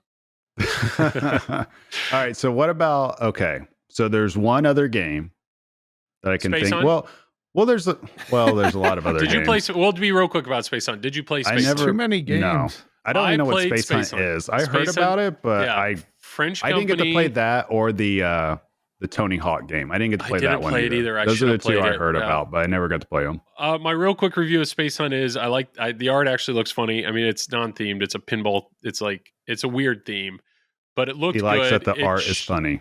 It looked good. I mean, the colors. Is it better than Pinball Adventures Punny Factory? Oh yeah. Okay. Way better. Oh, was that there? No. My only real complaint with Space Hunt last year, not this year. Is the unique mech to the game is this weird upper playfield with this dangly, almost like a tilt bob kind of thing. So, I walked up to the game. I'm like, well, how do I get up there? Well, there's one ramp to get up there. It's a super tight shot, and they put a drop target in front of it. So you have to hit the drop. It drops down, and then you have to hit this super tight shot clean because it needs a lot of power to get all the way up to that mech. And the best part is the drop timer's timed. So you can hit the drop, you get, 30 seconds to hit it. And then if you don't, it comes back up. So you got to hit it again. So I only got up to that upper playfield twice, and there's nothing fun up there. I thought you'd want to hit the little dangly tilt bob. No, you're trying to like loop the ball around it. And okay, yeah. I saw the game you're talking about. I didn't play it, but I know what you're talking about now. I finally got up there and did it, and it was just I walked away. I was like, that's a shame. And what I mean is, don't put the coolest mech in the game hidden behind code or like behind a really tough shot. Like so many people will never experience that upper playfield because of how hard that shot is. So Space Hunt. But I think the game you're alluding to is Alice. Alice. Is that the game that you're alluding to? No. Yeah. ABBA, of course. Oh, ABBA. Well, no. I did not play ABBA. I forgot that game. I played one game of ABBA. How'd that go for you, Tom? Not well. Not well? Did you enjoy it? The flippers seemed weak. No, you didn't like flippers? Yeah. No. Do you think that's the game or Expo Power? And then the rubbers on it were like, I didn't like the rubbers. Interesting. I personally think that might be the game too, because Queen and it was Alien the only were one kind of that the was same way. available, so I was like, "Oh, I'll go play that," and then just didn't shoot. I haven't. Did you at played least it yet. get to hear the music? Did you hear the music at all? Yeah, I heard one song that I never heard of before. Did you enjoy that? Catalog? No, I didn't. No, you didn't add it to your mix. You didn't add it to your. Was there anything redeemable about your ABBA experience? Is it ABBA or ABBA? We always. Yeah, whatever. Abacus. I mean, it was okay. ABBA. I mean, but it's a pinball machine. It's a pinball machine. I'd want to play it again, I guess, to see. Okay. Well, there you go. At least you want to play it again, so that's good. Apparently, I will be streaming it at some point. So once I stream it, I will have an opinion. But fantastic. Can't wait for that. I did get to play 2 games of that. And one of it, I will forever be pissed off now too, because I bought a book that Roger Sharp had wrote a long time ago, very difficult to find book, and I wanted to get him to sign it. And so the moment I leave the booth to go do something else, he comes by the booth to play Funhouse. And by the time I get back over there, all of a sudden everybody's like, yeah, he was over here like about 20 minutes ago. I'm like, oh my God. Nice. So yeah, totally missed it. But yeah, I think the pinball machine's fine though. I mean, if you enjoy it, it's fine. It's a good thing. I will let you know once I have a chance to play it. But okay, games that I did actually play though. Alice. Did both of you have a chance to play Alice? I did. I played it. Nope. Tom, did you line play was it? too long. Line was freaking long. Yes. I played it The twice. line wasn't long when I went over there, which was, I think, because it was towards the end. Like everybody was already. Because everybody was watching the tournament. Well, I think that it was that, and also when Stern brought Metallica out, that spread other people out elsewhere. Yeah. So that's what I was waiting on. So yeah. Go ahead, Travis. Tell me about your Alice experience. Oh, let's see here. Okay, I'll start with the good. The good on it is that I knew what shot I was supposed to hit every single time. Like the inserts clearly guided you through it. There was no guessing of should I hit this shot or should I not. So it was pretty crystal clear on what you needed to do to progress through everything. So that's a good.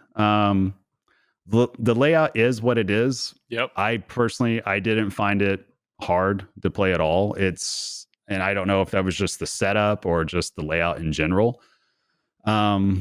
I think I was able to get through every single mode. So the game was set to 2 balls. Yep. And I remember by ball 2, I just ended up just letting it drain on its own, because I think I got through all the modes that there was to do and a multi-ball.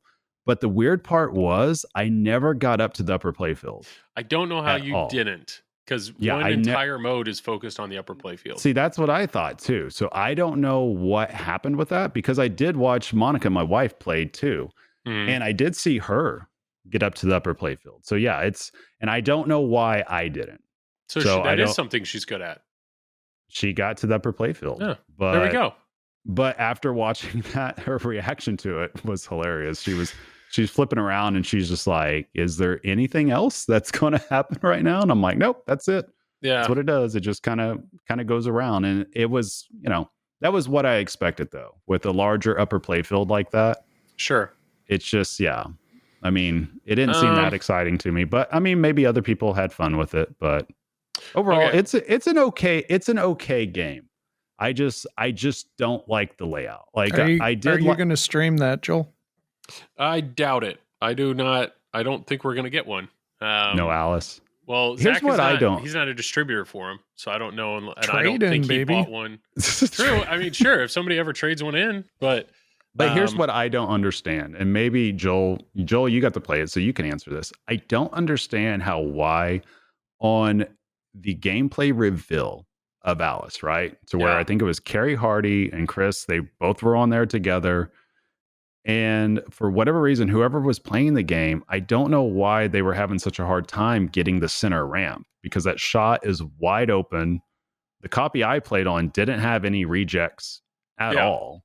And it, you could shoot that all day long. So I don't know what your experience was with that. So my experience, when you're in the moment, so the way you qualify a mode in the game is the mode is qualified by default. You have to hit the center ramp, and then that'll lock in the mode. I'll be right back. I think it's basically you have to hit the center ramp and then you have to hit the scoop. Right. But you can change the mode. So you can hit the center ramp, which means the scoop is lit for your mode. But then if you hit the pop bumpers, that'll change the mode. So there was a time where I had the right pop bumper. I had got to the right mode. It was like the Knave of Heart or something. I don't know, but whatever.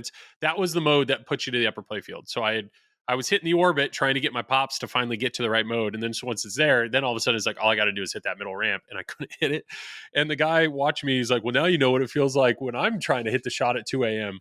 So I get it. I mean, I stream. You're a competitive player. Sometimes easy shots become very hard when there's pressure. No, they don't. Easy shots stay easy shots. For some, they do.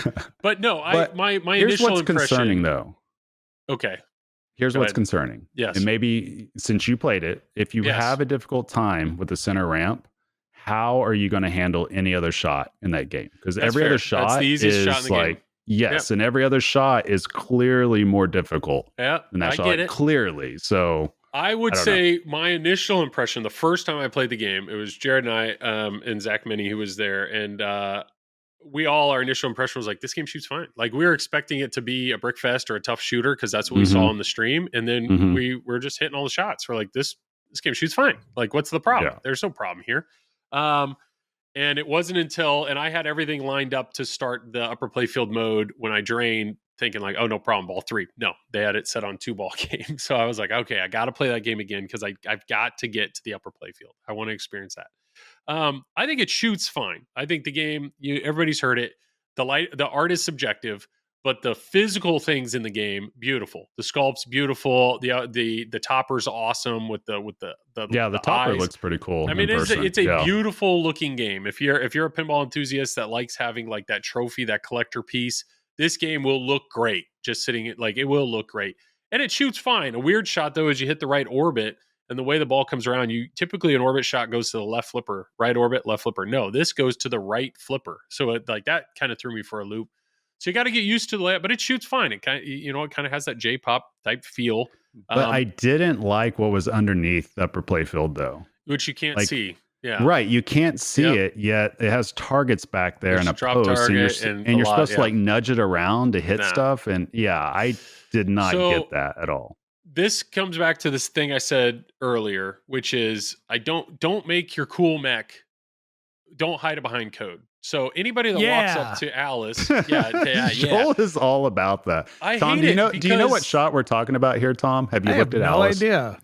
So underneath the upper playfield, right? Mm-hmm. There's targets, like stand-up targets that kind of go around in like in a half circle. On Alice? And they're blocked. Yeah, exactly. On Alice, yeah. And they're blocked by a drop target. So you got to drop the drop target down and then you can hit it.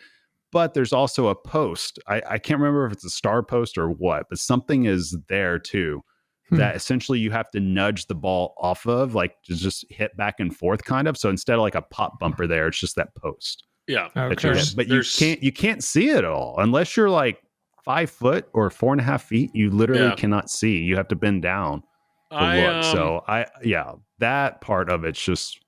I was not trying to do anything under there. It was really odd. Like I did not understand that shot. My entire goal when playing was just to experience the upper playfield. And what I'm saying is that upper playfield is huge. And if you have anybody that walks up to that game is going to be like, ooh, how do I get up there? And to make that a challenge. Yes, I finally did it. And I got up top. Everything you hoped it'd be? It was no, it was fine. You're playing with 5 stars. What would you give it? Kinetic satisfaction, I'd give it like a 1 or a 2. Like it's not, what? But because there's no Joel destroying because there's no flippers. You heard it here first. I killed the sails. Yep. Well, there's no like the ball comes down and you got to look at the art and the way the magnet. If the ball goes past the magnet and you turn it, you like pulse it on, it kind of whips it around and throws it back. So if you really spend a lot of time, you could potentially get a little bit of control. But I would take soggy, weak flippers over a magnet all day long because you can act like the magnet is such a wild card that it's like if you're actively trying to accurately do something up there, it's so hard to do it with magnets. And maybe you would get better if it was yours and you played with more and more and more. But the problem is when you mess up, the ball's off the upper playfield. So then you need to quickly hit the left orbit again. That's how it uses a VUC to get back up there. So the mode, I was able to do it. It happened really fast. The ball just flew off. Then they're like, that's fine. Hit the left orbit again. I hit it again. I had a second attempt. And that's when I was able to actually like, there's enough power to hit the shots. It's just very uncontrolled. And was it fun to actually hit the shot? Like, did it actually? Because on the version we played, the Monica, she did hit the captive ball or whatever that was at the top. She hit it solid, but it still didn't do anything, and then it just kind of fell in that little saucer. Yeah. So it's just kind of like, man, that's a lot of work to experience the one mech in the game that I'm excited to experience. And my initial experience wasn't like, whoa, like it wasn't like, well, and that's what I was talking about last episode. I mean, you look at Twilight Zone and you're just trying to get a ball basically to go into that hole. Yeah. Whereas this is like, you're trying to hit targets, you're trying to hit the captive ball. I mean, to me, it doesn't make a lot of sense, but it feels like you're supposed to do a lot up there with magnets. With you doing very little. Like that's, in my experience watching other people, that's kind of how it came off. I agree. And I think it's just because it's just so expansive too. Yeah, like if you have huge. a magnet, you have a magnet, I would think you would want to condense down the experience as much as possible, just so that ball just is ricocheting all over the place. But it didn't really feel like that. See, the one, but if you like frustration, you're gonna love it. You're gonna love it. There are good upper playfield, like the Foo Fighter upper playfield's great, Jaws is great, Simpsons Pinball Party upper playfield's great. But those aren't magnets though. Like this is very much different without a flipper up there. What I'm saying though is, so Shadow has the battlefield. It's not a magnet, but it's this weird little wedge thing that you bop, and it's hard to control, but it is controllable. But the battlefield has drop targets that are popping down. So it's very, you get that kinetic satisfaction of seeing this thing bop the ball and the drop targets, and you want to hit them, and then they drop down and boom, you get this like reward of the ball coming off the upper playfield. It's like, that's fun. This, I don't know. So you're basically saying it's a better design is what you're saying. Like, I just think it's, and that's what it is. It's true. Yeah. to me, it is what it is. If you're in on an Alice and you're excited about it for this World Under Glass, this experience, it's there. It's just, to me, I think I have to be sold on a play field. I got to be sold on wanting to shoot this game. And the way that this game's laid out, there's one ramp. It's right up the middle. You got a right orbit, left orbit. You got a weird shot, turnaround shot in the left. And then the right orbit will divert to another ramp sometimes. And a scoop. Like, it's just, it's not a game that I want to shoot. Like, X-Men was a game I wanted to shoot over and over and over again. Did it play better than Thunderbirds?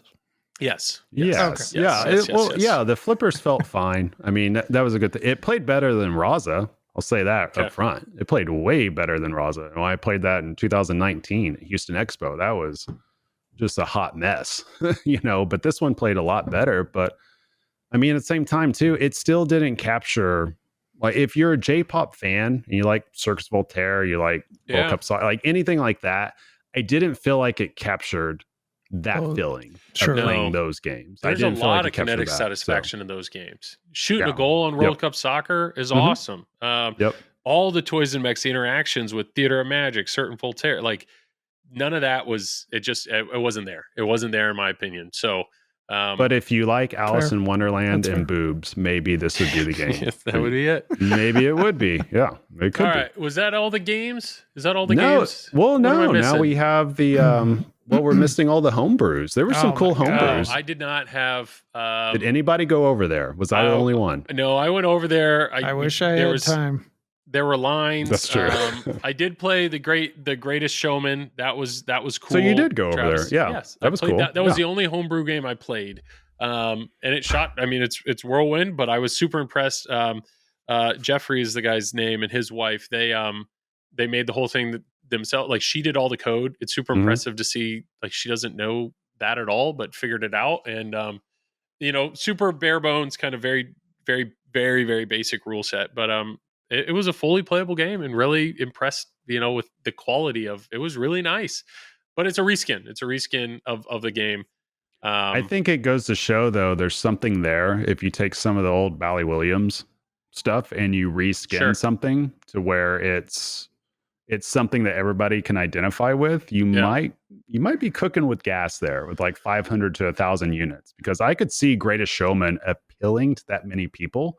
Maybe actually, I don't know if it'd be on a Whirlwind, but it was cool how it thematically made sense to where they had the ticket booth be at the two scoops and you're collecting tickets. So that was pretty cool. I enjoy it because I like the theme. So that was a fun game. And I know Jaws is also a reskin on Whirlwind, but they made that game is super theme appropriate and very well fleshed out. And Jaws, not Jaws. Well, Saw.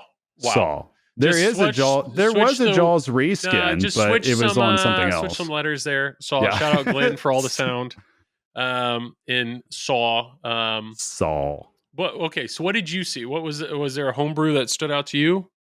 There was, but I can't talk about it on the podcast. And if you know, you know. I'll have to tell you guys afterwards. I'll have to tell you guys afterwards. All right. Yep, straight up. Screw you, listeners. Cool stuff there.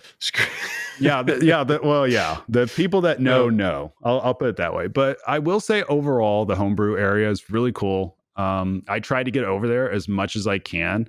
I want to talk to some of the people over there more and meet them more. Like, just get into the minds of seeing, how they're doing, what they're doing. And it's fascinating to see people, their interpretation of pinball, right? Yeah. What shots are interesting to them, what rules are interesting to them, what themes are interesting to them, because that's like a niche within a niche within a niche right there. And I think it's really cool that it seems like it's expanding. Like, every single show, it feels like it's expanding more and more and more. Like, more people are wanting to get involved in that niche. And so, there's some really cool stuff over there. I honestly can't think of all the themes off the top of my head, but there's some cool ideas there for sure. Yeah. Well, Expo is awesome. If you've ever wondered, Chicago, I mean, it's worth going to. The only two shows I go to are Chicago Pinball Expo and Texas Pinball Expo. They're awesome. They're both fantastic. There's a ton of industry people there. There's just so many people that all love pinball, create content. It's awesome. Tom, do you want to talk about your tournament? The Expo tournament. I know you did it the whole time. Was there anything that stood out to you? Good, it was bad? long. Those damn kids on those default Sterns taking forever. And some of the old people too. Yeah. Andy Bagwell, he's older. He plays well. Yes. Raymond, we claim him now since he's above 30, right? Who was when I was commentating? He kind of floats between. He's Raymond. When I was commentating, there was an awesome game of Jaws, and basically, I don't remember the guy's name, but he was from another country. But he dude, was it Roy? It was Roy Wills. Was it him? One of the guys basically like did the whole game. He did like multiple bounties, all the modes, lit, had 4th of July lit, and it's just he's to see one of the best players in the world, and over in Europe. Yep. To see him just work through that was it's so cool. It's so cool to see just somebody, that's how I play pinball, is progression. I want to see as much of the game as possible, and I think sometimes tournament pins are they're not exploring the code of the game. They're just focused on one path, and you see that path over and over again. But like to see him just do the whole game, it was just like, wow, that's, I don't know, super impressive to see that skill. All right. Tom, did you play in the tournament? I did. And how did you do? I did fairly good. Did you qualify for finals? That's the question. No. You didn't? Well, shit. No. Yeah, you did. You qualified. Okay, so how? Well, everybody qualifies for finals. Well, you showed us the cutoff line for making money, and did you hit the cutoff line for making money? I was one game away from being in the money, so I was top 40, but who stopped you from getting money? Logan Henderson. So was Chicago player, right, or somewhere in Illinois? Yeah. Did he drive himself to the tournament? He's a good kid. I'm pretty sure he did. Now, Tom did play one player, though, I thought, that could not drive themselves to the tournament. Yes, that was my first opponent, Miles Bradley. Yeah, sorry, Miles. awesome. I had to get revenge because Liam knocked me out last year. So yeah, he had to go to school the next day. Yeah. The Bradley brothers. He showed me they're a problem. Like he did, and we streamed that match. So I think that was the only match I was on the stream. But he did a perfect scars. Like he which is literally difficult. Yeah. That's so in Jaws, the scars. He hit every shot. He went up top on the premium, got the machete, and then hit his final shot.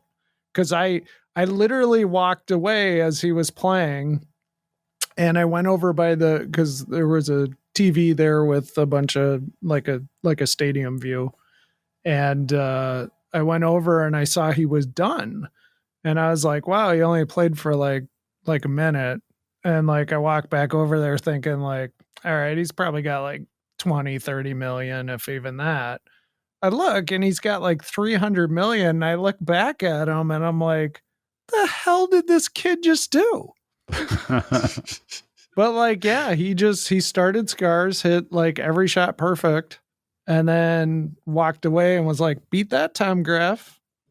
And did Tom Graf beat it? I did not beat that score. No. Oh. Yeah. No. I had to, but it's best 2 out of 3, right? I had to beat him on my picks. So nice. And what were your picks? Star Wars. I got Star Wars. I did the pro and the premium. Really? You can do that at Expo. Yeah. So you're living proof that an old man can beat a kid on Star Wars. Yeah, but it'll probably never happen again. What is it like Carlos says is like you just play old men on Star Wars, that's all you got to do. Like that's the entire strategy. It's something like that.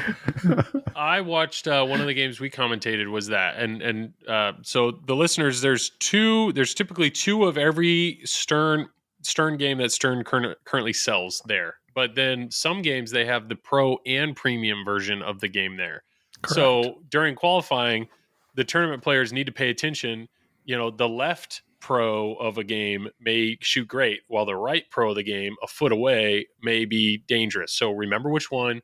But because the way it is, it's this knockout tournament basically where you win, you keep playing, and but it's best 2 out of 3, and you can pick the same game where you can't pick left pro, right pro, but you can say I want to play Star Wars Pro.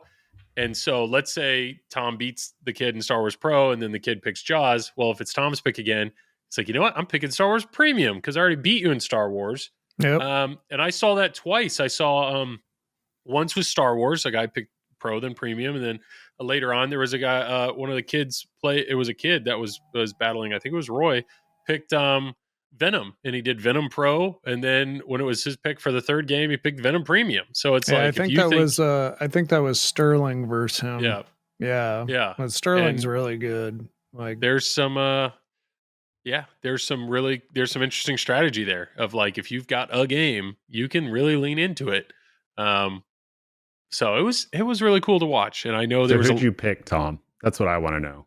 Who Star Wars? Oh, Star Wars. I picked Han. Both times. Both times. It worked. Joel, who would you pick? When I was commentating, people were either picking Han or R2. That's what I noticed based off of the modes that were lit. Joel, who would you pick? I would probably pick, I think it was R2 is what I saw. That I would probably pick R2. And why would you pick R2? Because wasn't he, they were like he's one shot away from both, what was it, Endor and Hoth? Not Hoth. No. It was the top, Death Star, the top one and the bottom one. Correct. Whatever it was there. So that's all I saw. When with it was like one mode, boom, they're in that multi-ball, and then one mode, boom, they're in that multi-ball. So you would pick R2 for just his mode tree, his mode path. Yeah. Okay. What would you pick, Travis? That's fair. No, I do a little bit of everything. No, one of the reasons why I would pick R2 is because it helps your multipliers like go up quicker. Oh, I don't know. Your multipliers don't decay as fast, if I remember right, and you have more multipliers out there also, which helps as well. Because there's a certain decay process that it goes through. I think it's timed. It's been a while since I've done it. And you actually have to know which multiplier to have on what shot based off what it will decay to also. So that way you don't have to worry about moving it again. It'll stay on the prime shots that you need it to be at. So there's like another level of thinking and planning out tactically. And R2-D2 actually helps with that as well. So there was one move that I was really impressed by. It didn't work, but it was a younger guy. He had something Grant, I think, that he had the Steelers hoodie on. Nate. He had the that was the whole thing. Anyways, he was playing. Nate. Shout out to Ken. I know Ken listens. He was playing Star Wars, and to get the TIE Fighter multi-ball, you have to smash that button 50 times. You have to get 50 TIE Fighters. He was close. Right, 35 on default, 50 in comp if it's set to that. Yep. TIE Fighter destroys. Yep. He hit the TIE Fighter target, it came whizzing back and went straight down the middle. But he's wailing on the button. At this point, I'm thinking like the ball's gone. He's wailing on the button, then he shakes the whole game to try to get that extra little bit of time with a danger animation.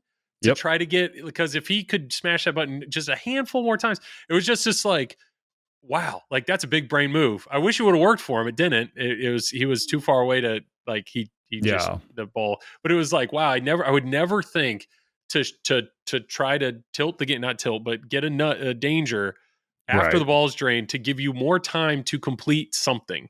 I just thought that was a big brain strat. I thought that was not only that, cool. There's other games you can do that on too. Not with like a danger or anything like that, but you can put the game in such a state that the animations, they have to play out, but you're able to like park the ball somewhere, or you're able to start something and keep a ball save going a little bit longer, multiplier longer, stuff like that. Crazy. So, but you won't realize these nuances unless you do a lot of testing.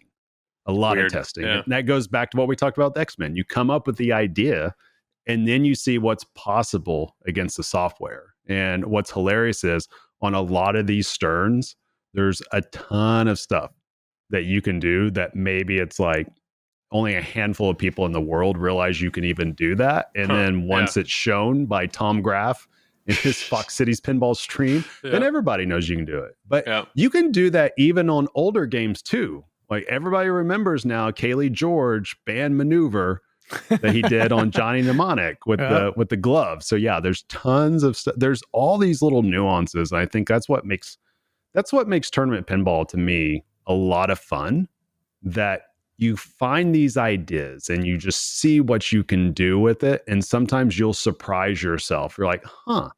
And you look up and you try to confirm with anybody else and you realize nobody else really knows about it. So you're just like, oh, this is cool, because this game has probably been played thousands upon thousands of times by everybody across the world and nobody else really realizes. So that's cool, like the discovery of it. And I think that's what you were seeing right there, Joel, with the Star Wars, that there probably is a lot of people that realize that, but then there's a whole other lot of people that don't know about it. So I think that's what's cool about pinball. Yeah. We're going to have a bunch of listeners with Star Wars now at their home, and they're going to be shoving the machine left and right now whenever they drain just to get the animation. But yeah, if you're warning sound, if you're close to a multi-ball on Star Wars and you're going to town on it, you can danger the machine, and that will save you from going to your bonus, and you could resurrect and get your multi-ball going. It's crazy. It's pretty cool. All right. Well, Expo in every way was awesome. Expo, So put it on your calendar for next year. It was great. I just want my Tom Graf. I want Tom to have enough time to go on the floor. I miss Tom. Maybe I won't stream next year. I mean, that's one of the reasons why I stopped playing tournaments at some of these places. I realized I didn't really have enough time. You can't experience the show, even working a booth, I still got to see more of the show than what I would have playing in a tournament. I did get called out for not streaming the women's tournament. Well, did. It was like that. You should have been awake at 5 in the morning to do that. You should have. I don't know. Yeah. Dude, that women's tournament ran so long. I told you guys, I literally worked a full day. Then I went to the tournament room, talked to a few of the players, found out they were still in early rounds.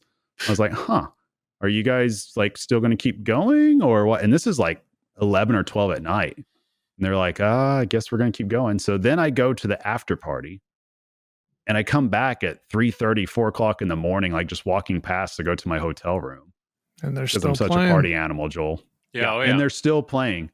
But I knew I did not go in there at all. I looked from afar and I saw them all in there and I'm like, you know what? This isn't the time to go in and talk. This is not the time to go in and joke. It is way too late. And I'm not so sure that they're in the mood for that. So I mean, it's tough. That tournament ran forever and ever. I don't even know what time they got done with it. I don't understand. Like, I mean, it's basically like the main tournament. So, I mean, you have everybody making A and B division and they start finals at like 5 p.m. So it's like, I mean, how do you not know it's going to run super late? I just assumed that they all did. Because when somebody told me, I think it was Elizabeth told me early on, right before the Jaws seminar, that the tournament is supposed to start around 5 or 5:30, sometime around there. And I even looked at Monica because she was debating whether or not to try to qualify. And I even told her right then and there, I said, if you would have qualified for this, I might have told you, hey, here's what it's going to look like if you want to keep playing in it. Like it's because, I mean, the games are set to default, right? Yeah. And the players are excellent. Like the players are great. So they're going to play longer games. It's like that across the board, whether it's men's or women's. So or open or women's or whatever, they all play great. Like we talked about the different ages, the different genders and everything. So I think with the sharing of information and the fact that like Tom streams exist, a lot of people are seeing this and seeing what's possible. So everybody knows the strategies and they're getting better with their skills and everything. So that's kind of, it's funny. That goes the exact opposite way of what we talked about before, Tom, whereas it's like games that are set up so hard, you don't get to experience anything. Where games are set up so easy, you experience everything. I just cannot stream all day long. I mean, I tried to do that with Andy's Silver Ball Super Social. Like, the first night went till like 2:33 a.m. Then the next night, same thing. I got up the next day. I'm on, an average of 3 to 4 hours of sleep for 2 days straight. And it's like, nope. Yeah. And then like, that's not worth it. Yeah. That's brutal. No. And I ended up bailing on the finals for that. I mean, it's just like, you can't expect that stuff. I mean, maybe Robo Tom. Yeah. Tom, you need shifts. You need shifts. I cannot do that stuff anymore. I'm not. The fact is, if you get Tom on less than 6 hours of sleep, you get salty Tom. But if you get Tom on less than 3 hours of sleep, oh, buddy, you're in for it. And that's, we all find this out early. So like, I'm sure you guys were like this back in college. Like I was like, well, I don't need sleep. I'm fine. I can be fine. And even like in my 20s, I'm like, I don't need sleep. Early 30s, I don't need sleep. I hit 40. I'm like, I need sleep. Like I have to. And it's just, it's rough because it throws off your whole entire week if you don't get a good night's rest or even a half decent sleep. Yeah. I mean, maybe this is go ahead. Sorry. No, Joel, how are you sleeping? That's what we need to know. I mean, I took off of work for, basically 3 days. And I mean, I got to go back to work. So like Monday rolls by, I gotta continue with my life. I mean, so, Tom, I would not want you putting anything in my mouth unless you have a full night's rest. Let me tell you. Yeah, maybe I got to cut back on the streaming then, or pick events that aren't going to, go so late. Yeah, go so late. Well, I think it's fair to stream whatever event you want, and I think it's completely fair to stream within the hours that are reasonable. For health and everything. It's Well, and that's it. I mean, and maybe you guys don't know, but I do have like I have AFib, and if I don't get enough sleep, if I'm stressed out, my heart goes out of whack. So I got to kind of control that by doing healthy things. Yeah. And I feel like streaming super late at night is not that. No. Yeah. Not getting 3 hours of sleep is getting 3 hours of sleep a night is not healthy. We want our Tom to stick around. Maybe other people can do it, but so I don't know. We'll see how we'll think about things and see if I want to do it next year. So, to transition on that note, I stayed up super late Wednesday night. At Expo or this past Wednesday? This past Wednesday. Oh, you want to talk about Monster Bash? Well, gotcha. I looked at the time and realized we do need to wrap up, but we do? Yeah, I got to be done in 15 minutes. Oh, Joel, you're going to be happy with me. I got an appointment later today at work with a member of a pro sports team here in St. Louis that uses a ball and a bat. It's going to be really cool. But I'm not going to sell them Monster Bash. Hopefully X-Men. Okay, good. That's a good transition. Luck. Why are they using you as a salesman? There's got to be somebody better. There's got to be because I'm the baseball person, Joel. Oh, I connect. I got it. Yeah. I connect. Yeah, I'm the one that knows.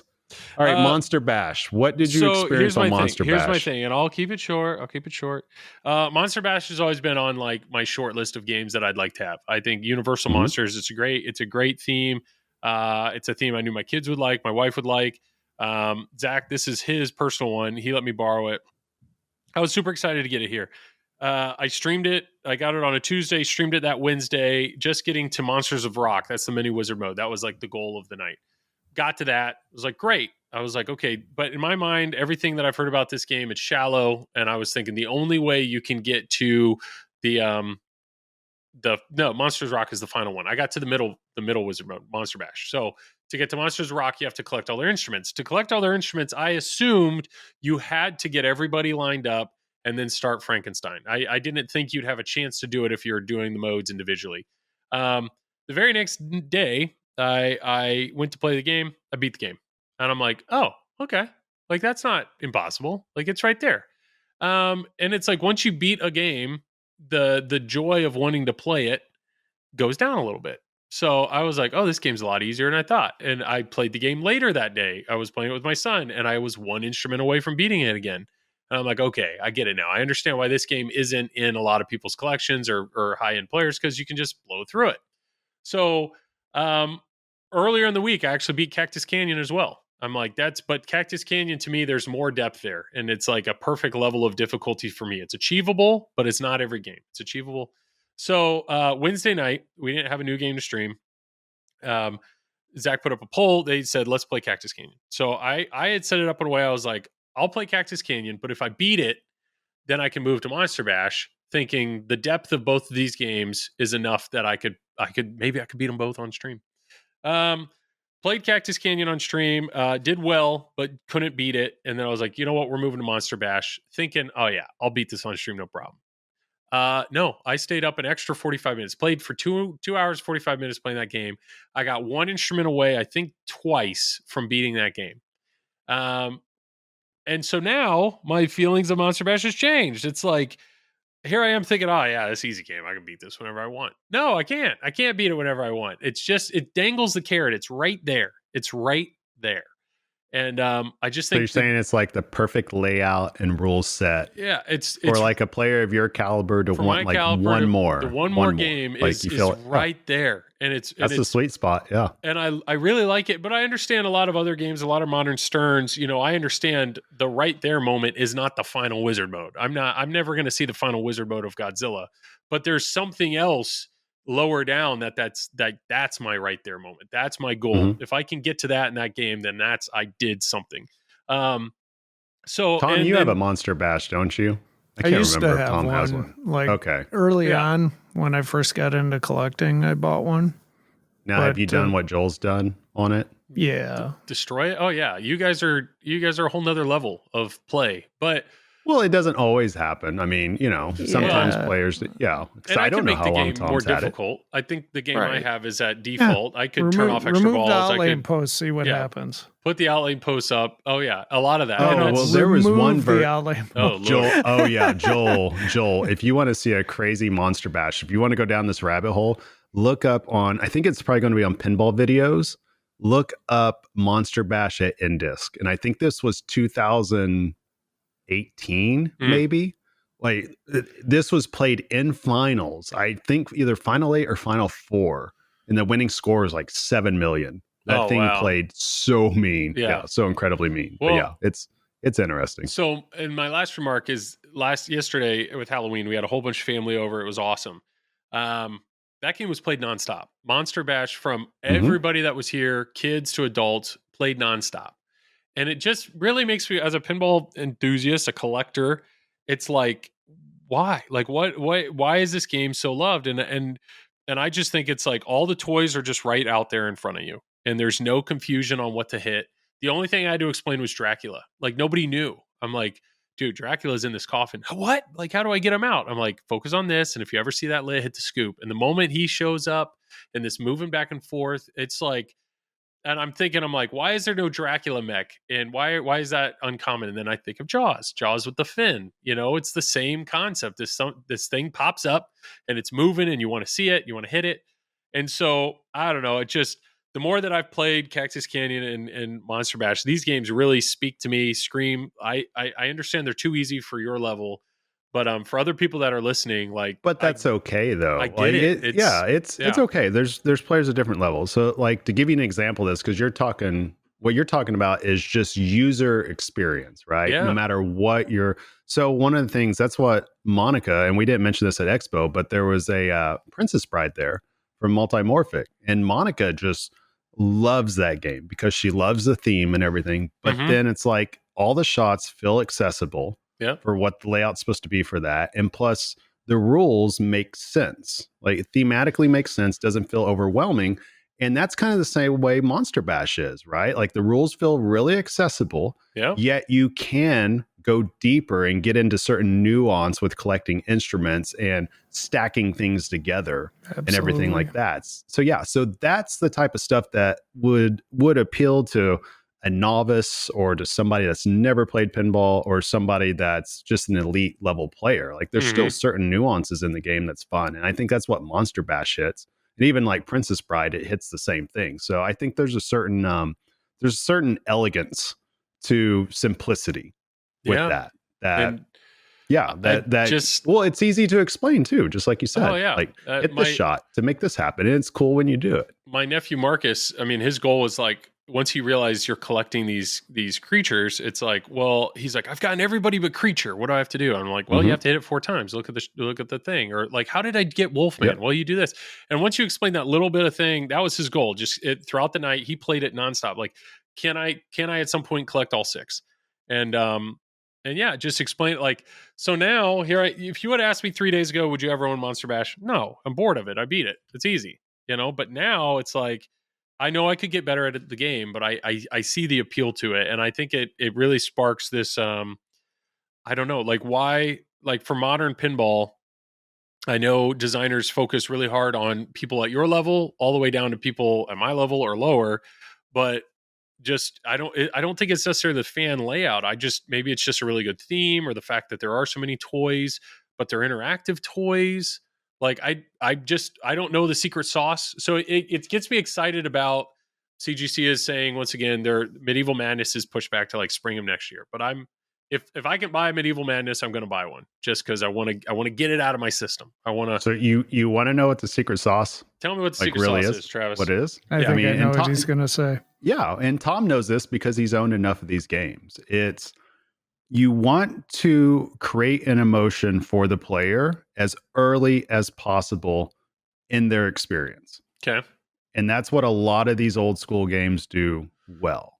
Okay. That the rule set is insanely accessible, just like you told them, or you told somebody, you hit this shot 4 times to make this happen, right? Or you hit this shot this many times to make this happen. And then when you can physically see something happening that goes beyond a light show or goes beyond a sound, right? That adds to it. But you still need the light show and you still need the sound, right? To really, really make it all come together. And I think that's what those old school games do great. And there are some modern games that do that. And we talked about, I mean, it's going to be cliche, but we talk about pinball moments. But the reality is that you want to get an emotion early on out of a player. And that's what, like we talked about before, that's what Pulp does excellent on.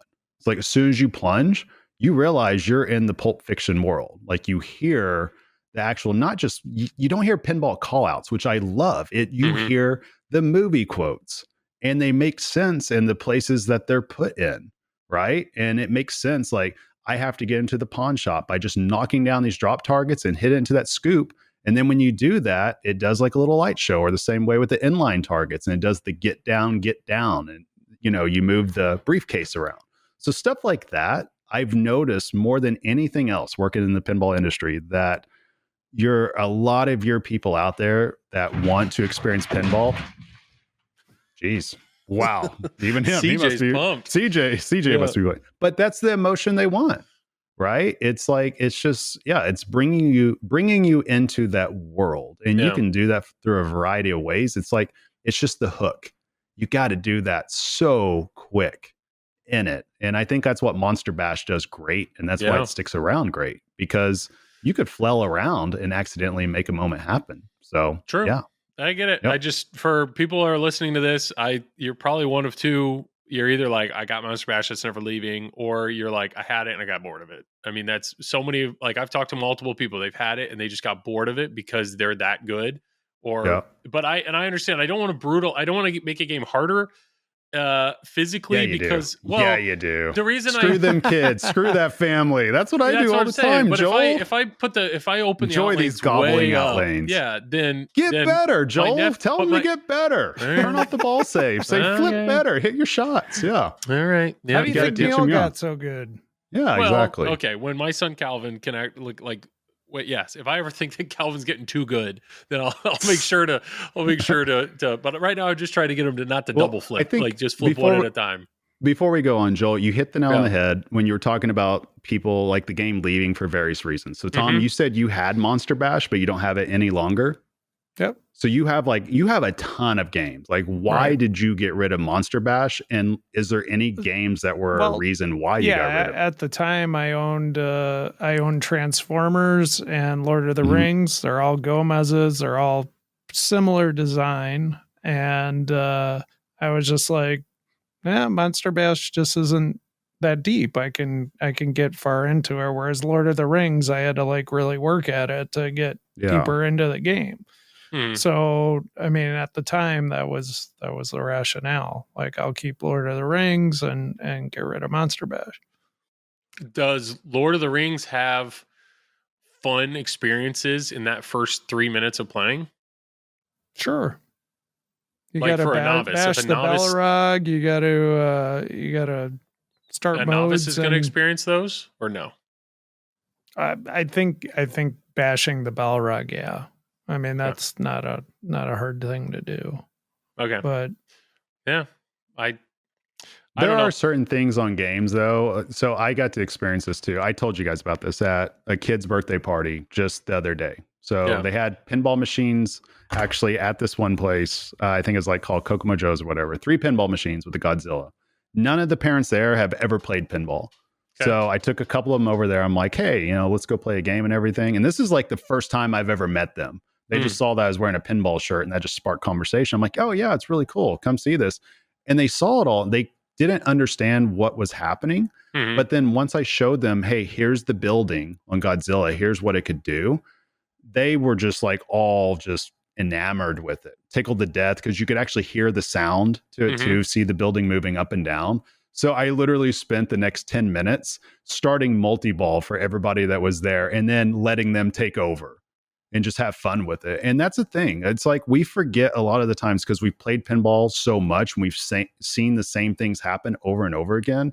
There's a certain magical element to experiencing those things for the first time and kind of seeing what's possible on something and kind of seeing everything come together. So to me, that's cool. And I think Monster Bash can do that for a lot of people because everybody can identify with monsters, right? It's like everybody knows Dracula, Wolfman and all that. So yeah, I've had a lot of modern games in the last few years coming in and out of this house, and my nephew, they come over all the time, and it's like, it really tells me a lot when they step up to a game and put 1 or 2 games on it and then just like move over to Cactus Canyon or they move over to Godzilla. And it's like, it's like, wow, okay, there's nothing in that game that grabbed them.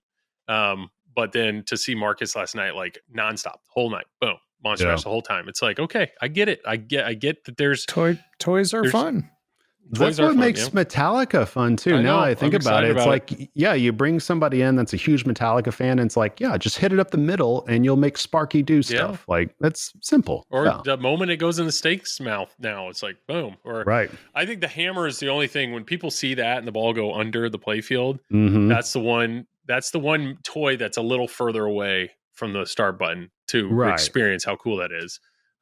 There's some cool stuff. Metallica's going to be great. But anyways, we need to wrap up. Joel's got to go, everybody. Joel's the one wrapping up early today. Unbelievable. For the record, everybody, Tom and I would go for like 4 hours if we could. I don't know if, I feel like there's a chance the quality of conversation. Between the hours of 1 a.m. and 5. Well, hey, if you want to hear Tom and Travis talk more, I'll plug it for you. The Pinball Players Podcast on Fox.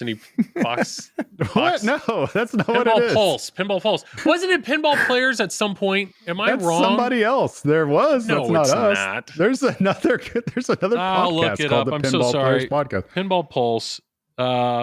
It's on. It's not even a podcast. He doesn't even know what it's on. Yeah, it's on Twitch. But didn't you call it podcast? No, he's giving me all this doubt. At the beginning, it was, but it's not a podcast. It had the word podcast in it, didn't it? It did. We changed it. It did. It changed. It's a show now. So it's just show. So it's what? Pinball Pulse Show? We're calling it Flipping Out with Friends, Joel. Pinball all the way off our backs. Pinball Players Podcast. Who the heck is Pinball Players Podcast? He doesn't even know the name of it. It's somebody. I wanted to see who is actually Pinball Players Podcast. So you were kind of close. You even know what channel it's on, Joel. Well, we're giving Joel shit. It's actually on called Twitch. It's Pinball Pulse. Twitch. It's Pinball Pulse, a pinball players podcast. And it's on That's Fox what it Cities was Pinball. labeled, but it's kind of going through some stuff. It's still Pinball Pulse. So the Pinball Players Podcast was part of it. I didn't just make it up. Part of it. Just one part of it. It's like saying like Transformers, Dark of the Moon. Robots in Disguise. The Robots Dark of in the Moon Disguise thing. podcast. Yeah. Okay. Pinball Pulse. If you liked the tournament conversation that we had 20 minutes ago and you want 2 hours of it. And you want more. Make sure you subscribe to Fox Cities Pinball. It's actually great. It's awesome. Tom's really good at getting good guests on. They talk nothing about tournament pinball. Keep up the good work. We talk everything tournament pinball, not talk nothing about tournament pinball. Did I say nothing but? No, you said nothing. That's why it's time to wrap it up. I can't even say words. You're all over the place. You're all over the place, bro. Do you want to plug your own thing, Tom, so you can say the right thing? No wonder you couldn't drive the golf cart during Halloween. If you want to see really mediocre play, check out Flippin' Out Pinball. Yes. On Twitch. On YouTube. On YouTube. I love how we're just roasting each other's content.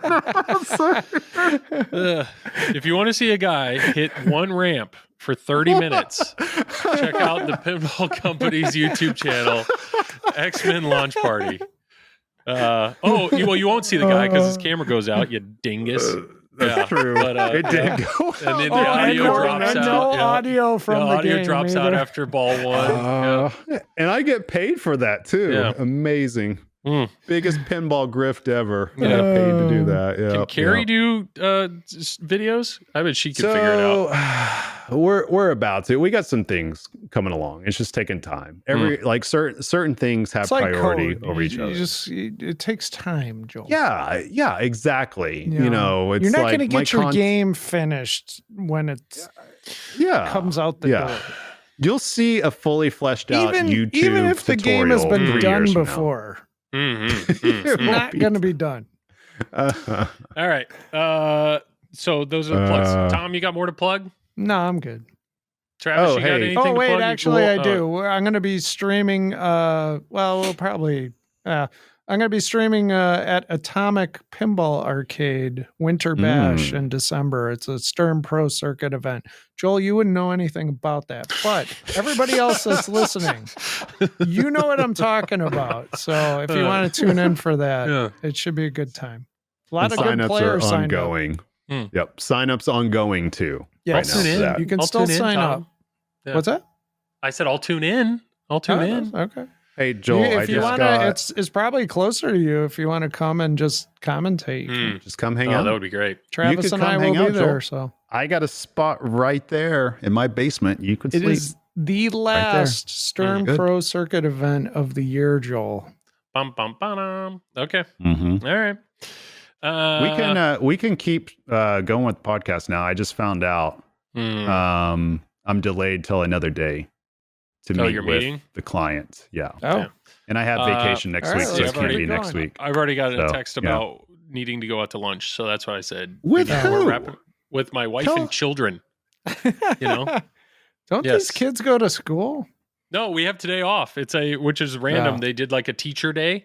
And it's a great day to do it because all the kids were up super late last night with Halloween and whatnot. But my son had that last week. Yeah. Travis, you got anything to plug? No, I think you guys pretty much shit on everything, so we're good. It's fine. All right. Everybody knows where to find me. So and then you need 3 YouTube. Subscribe to Fox Cities Pinball, subscribe to the Pinball Company, and subscribe to Flippin' Out Pinball on YouTube. We're trying to hit 5,000 subscribers. We're like 200 away to get there, which would be awesome. Check it out. I've done some tutorial videos recently, and then Jared and I, we stream every Wednesday night, so you can click the live tab and check those out. I'm streaming Papa events, and I can't get even that many subscribers. I got to start playing more mediocre. Yeah, that's where it's at. That's where it's at. People relate to mediocre, Tom. They relate to it, But all right. Well, I appreciate you guys. This was fun. Thanks to all our supporters on Patreon. Thanks for the people that do that. Check out our merch on Silverball Swag, all the stuff. But we will definitely record again. It's November 1st. It's crazy. We'll definitely get something out before Thanksgiving. This is fun. Will we? Man, are you committing Tom and I to more work right now? We'll definitely get something out before Thanksgiving. We'll figure it out. All right. You're Like making I'll always, me let you Tom. guys know my Vegas experience. That's what I'll do. No, Can't great. Like always, Tom, you get the last words. Go out and vote.